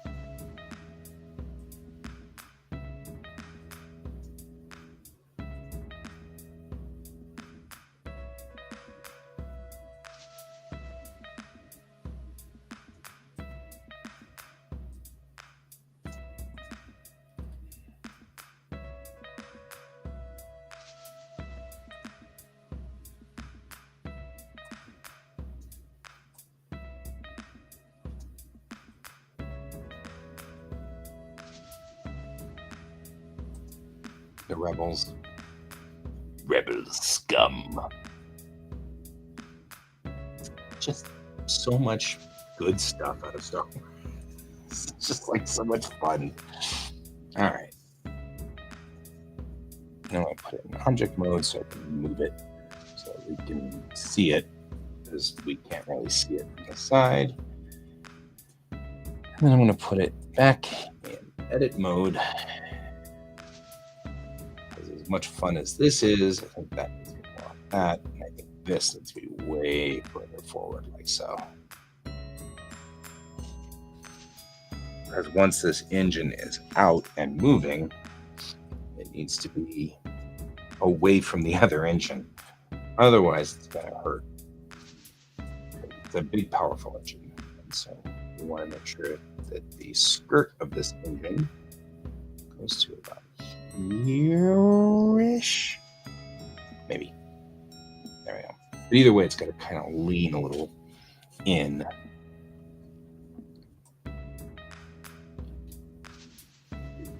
That to make this balanced, because I don't like the way it looks when it's not balanced.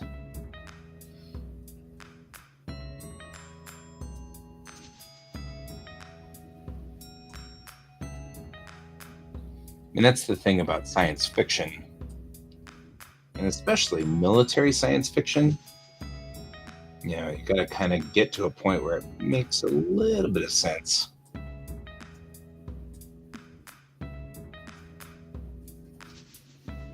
But then on the same token, you kind of don't need to worry about it making too much sense, because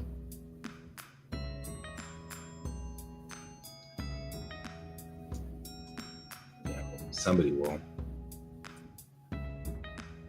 It's got to be fun. I was listening to a podcast. I've been listening to a podcast for a couple of days now on writing and how to write stories. And of course, he was saying one of the biggest things is everybody always says, write what you know. And he says, that's bad. Don't do that.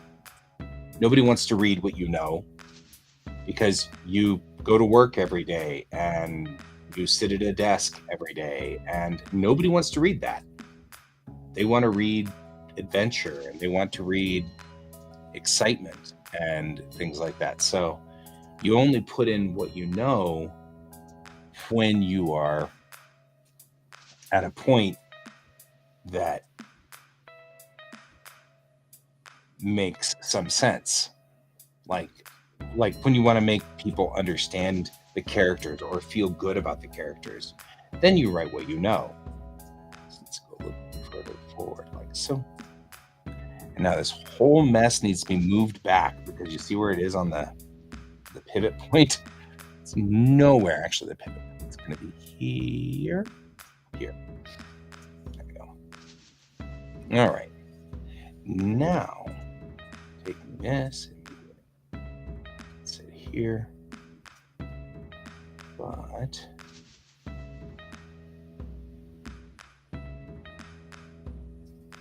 it's going to have a girl walk mode.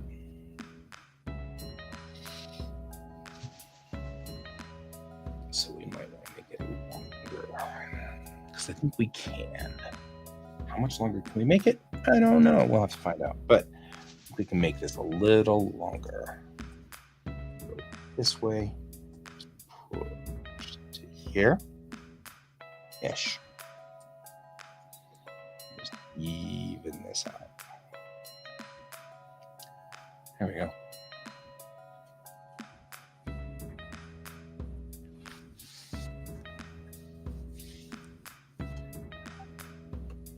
$11:01.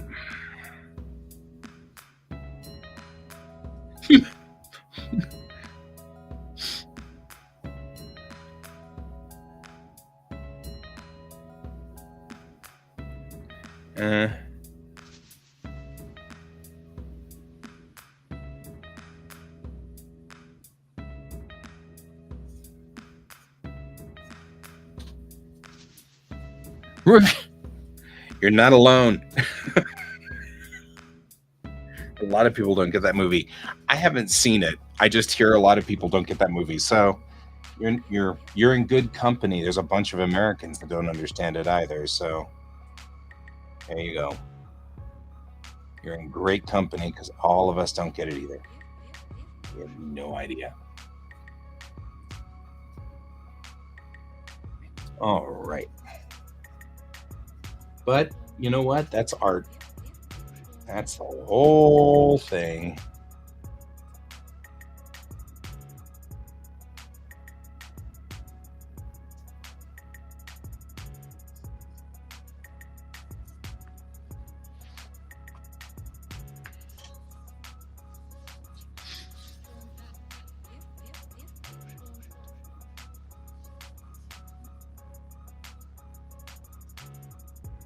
All right. We've opened up that shield. I need to be kind of. I think what I want to do is go back into object mode, add a mesh, add a cube.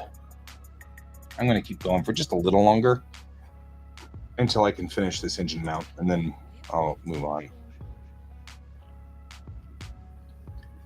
And so we'll do this. I'll go into edit mode. And my boss saying, "You can have that job anytime." I hope so.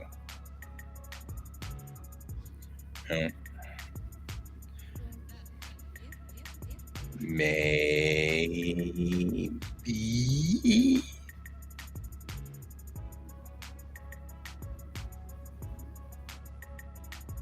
Yes.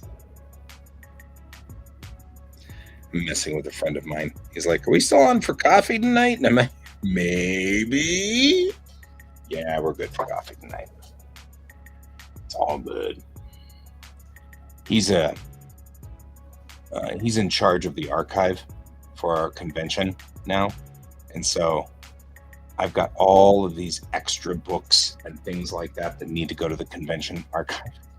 And so I'm like, "Hey, you want these? Let's go get coffee. I can give them to you. Then they are not my problem anymore." I'm like, I like this plan. It involves it not being my problem anymore. And so I'm like, yay. Okay. Go into edit mode. Okay, kind of like that. Bring this down like that. Go to the top. Go to here. Maybe here. Here. Oh yeah, we gotta bring this in because it's just going to not work. I'm gonna bring this up so it's inside that zone 2. Oh, well, that's confusing. This is a confusing thing here. I'm trying to see how much I need to bring that down some so that it's lined up. And then I'll bring this up some so it's lined up too. And it'll be further out, and that's fine. I don't mind that. Isn't our problem. However, we need to also look at these guys and go like so. Yeah. I feel like you're doing okay down here, maybe. Let's see. All right. Let's go to object mode, take Q, add modifier. We'll take a Boolean, we'll take difference, and we'll blow that out. And then apply and see what it looks like. You see, it's not bad.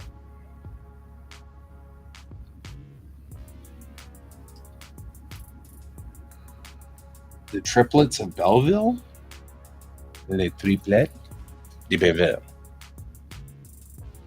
No, I've never heard of that. That doesn't mean anything. However, I also have a tendency to watch these movies in their native language because I prefer to watch what the director was originally trying to do. So I would actually be kind of interested in watching it. Is it good? Do you like it? I would guess you like it because you're recommending it or you're asking. Or it has something to do with being Joggen Malkovich, which frankly is confusing to even us Americans. I mean, nobody even knows what the heck that movie's about anyway. So there's that.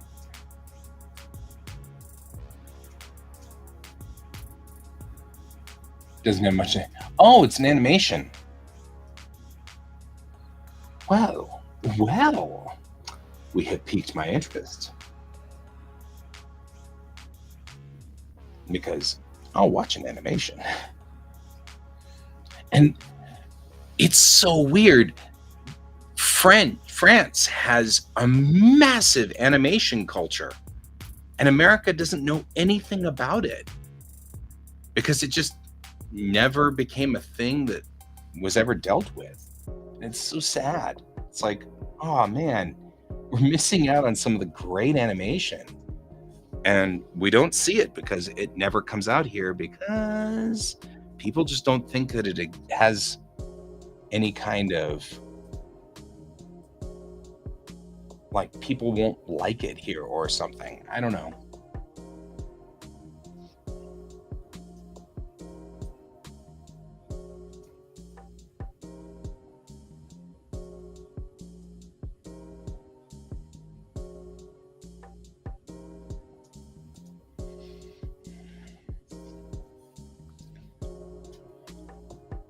Right?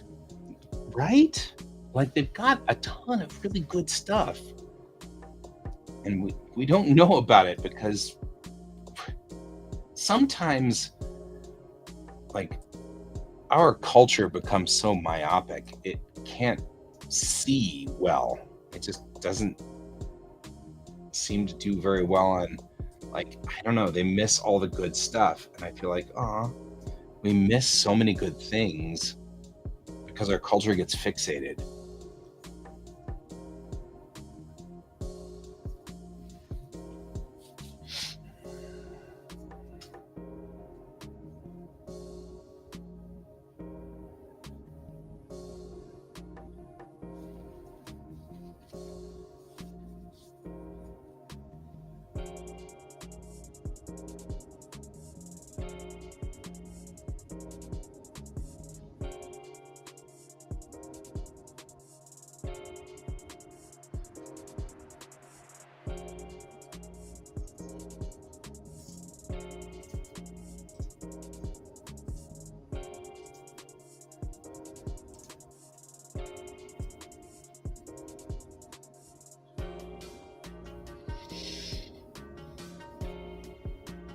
Mm-hmm. A lot of experimental things. Yeah, I agree.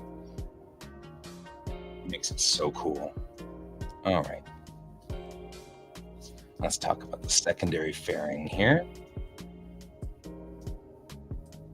I'm going to probably have to pilfer some of my child's. She got nuggets at some point in time, and I'm actually thinking I want to have some of those chicken nuggets. It sounds good for lunch today. And since I'm dad, I buy all the chicken nuggets, so there's not a lot of complaint she can make there on that.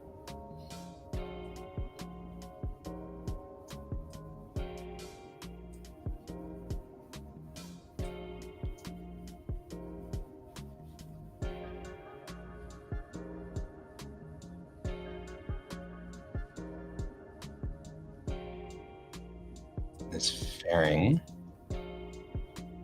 is more like Do you know what you're doing? No. Okay, just making sure. Because sometimes I think I don't know what I'm doing. I'm pretty sure I have absolutely no clue what I'm doing. That's okay. That's all right. You don't have to.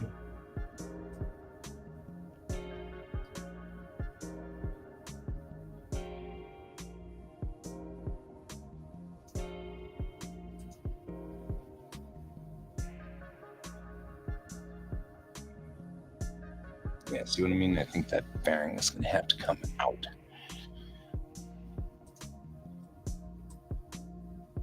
Because I think I can put this fairing here. But either way, I think this fairing is going to have to move. Not a lot, but like to there. And why did it add that?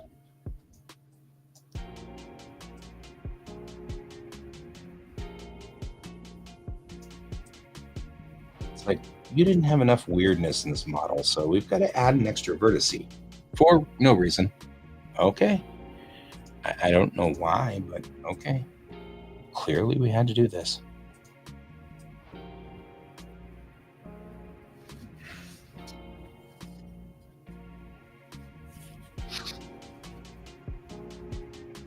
Oh, yeah, that sounds actually pretty good. I'm curious what I lost my body. Yeah, sounds like I'm a zombie now. Sorry. And I'm a zombie.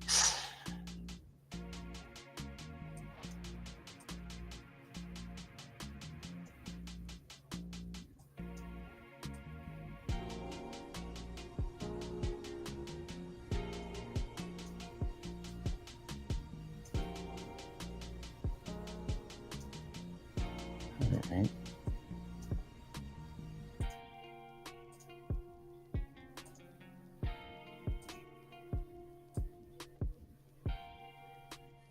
Pivoting here puts this there.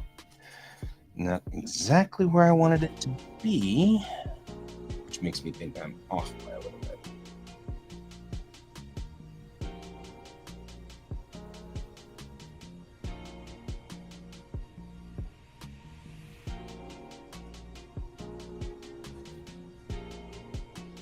I'm also not quite pulling to either side on it, so we should probably fix that too while we're at it.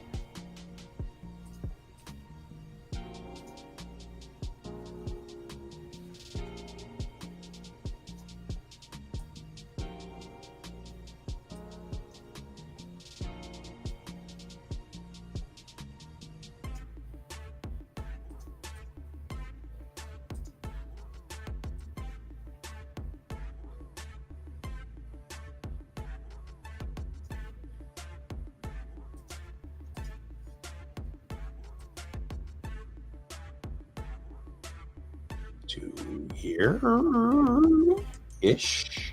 A lot of ishes on this. I'm not sure.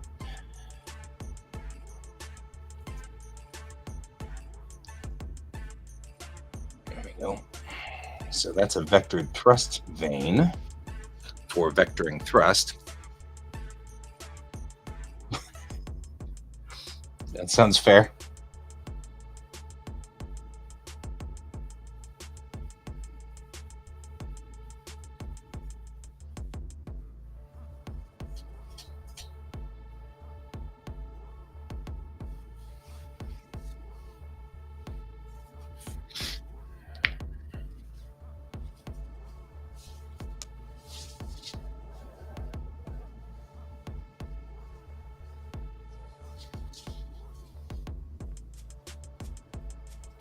All right. That guy's going to have to be messed with just a little bit. Edit mode. I hit these guys, but just these guys. And this guy. Bring him up.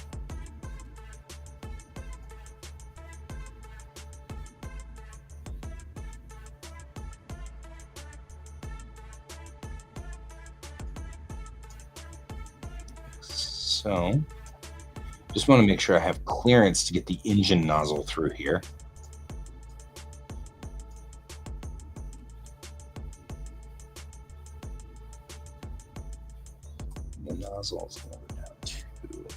here.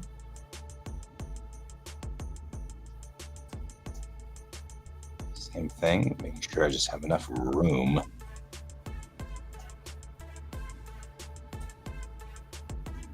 This does not have to be so dramatic.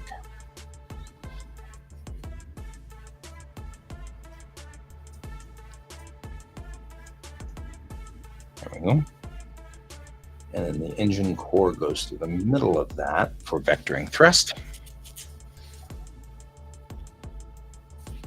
So I love dialogue-less comics. Like, I collect them whenever I see them online and stuff like that, where people didn't use any dialogue at all. I collect them, and then I try to work with that concept if I can. I need you to set up. I'm going to triangulate.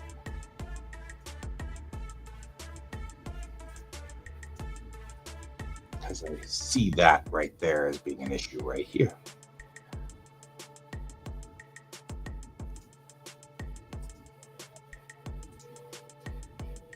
Right, and just went into the stupid thing and sucked it right in. That's right, I can pull these back in. That's not a problem. Make it so that they're not so weird, because they're weird right now.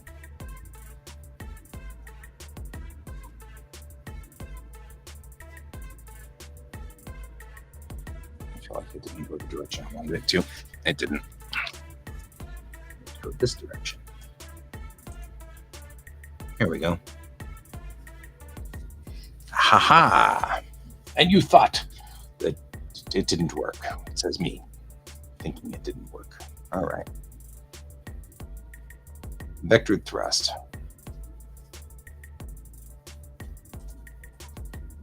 Double checking. Make sure all of this fits nicely under here, which is where it lives most of the time.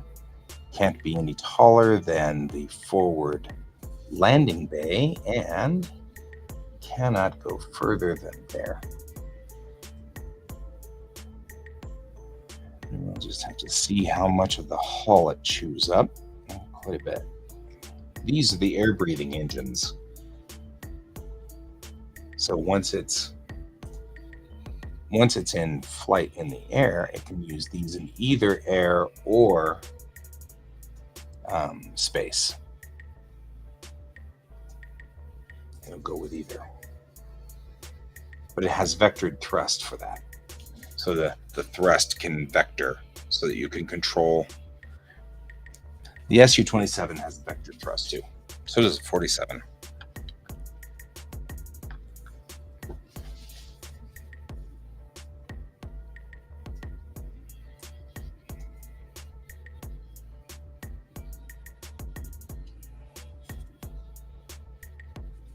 But this section back here that's its job, is to do that. So we're going to have to figure out how to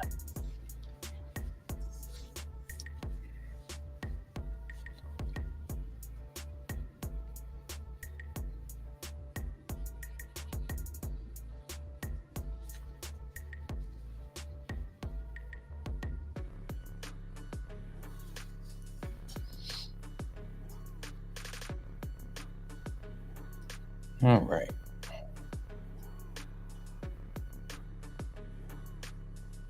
I feel like I could probably